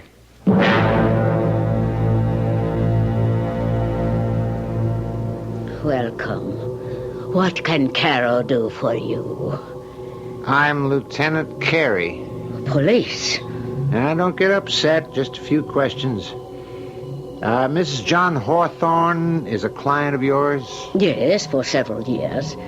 But what is the trouble? Has something happened to Mrs. Hawthorne? No. But her daughter says you were going to give Miss Hawthorne a spell to protect her husband? Some believe. Some do not. Did Mrs. Hawthorne ask for another spell? Something involving spiders? Then you know. 2 men have died from black widow spider bites shortly after Mrs. Hawthorne visited them. When did the second man die? This afternoon. My man killed the spider, and we've taken it to the... spider was killed? Yeah, it's in the lab for study. Oh, no. I warned her to be careful. I told her to be careful. Then you did supply Mrs. Hawthorne with deadly spiders? No. But you're saying... I did not give Mrs. Hawthorne spiders. Well, what did you do, then? It's obvious that this whole thing started here. She came to me for a deadly weapon, yes. She wanted revenge. And you gave her the spiders? No! I told you I did not. How could an ordinary spider be depended on to do what she asked? Yeah. That's been bothering me.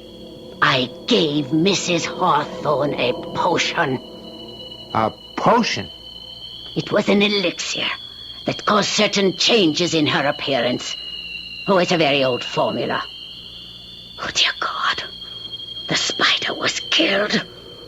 I told her to be careful.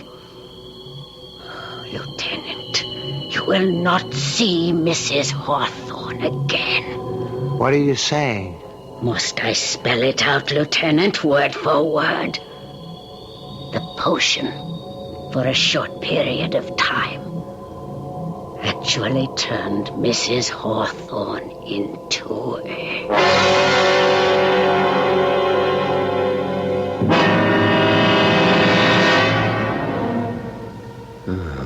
Spiders have always given me the chills. They all serve their purpose in the scheme of things, I suppose. But I'm glad they prefer to stay in their dark corners. Most of them, at least. I prefer to give them a wide berth, and I'd suggest you do the same in the future. I might also suggest that you think twice before killing one again. You never can tell. It might just be someone you know. I'll be back shortly. Well, perhaps you'll sleep tonight after all. Our story was pure fantasy, of course. No one can actually turn into a spider, no matter how potent the potion. But wouldn't it be fun? You wouldn't have to worry about the fuel shortage, the energy crisis, or inflation. Just where your next fly was coming from. It is fun to stretch our imaginations, though, isn't it? And that, of course, is what Radio Mystery Theater is all about. Our cast included Robert Dryden, Evie Juster, Hetty Galen, Jackson Beck, and Dan Acco. The entire production was under the direction of Hyman Brown. This is E.G. Marshall inviting you to return to our Mystery Theater for another adventure in the macabre. Until next time, pleasant dreams.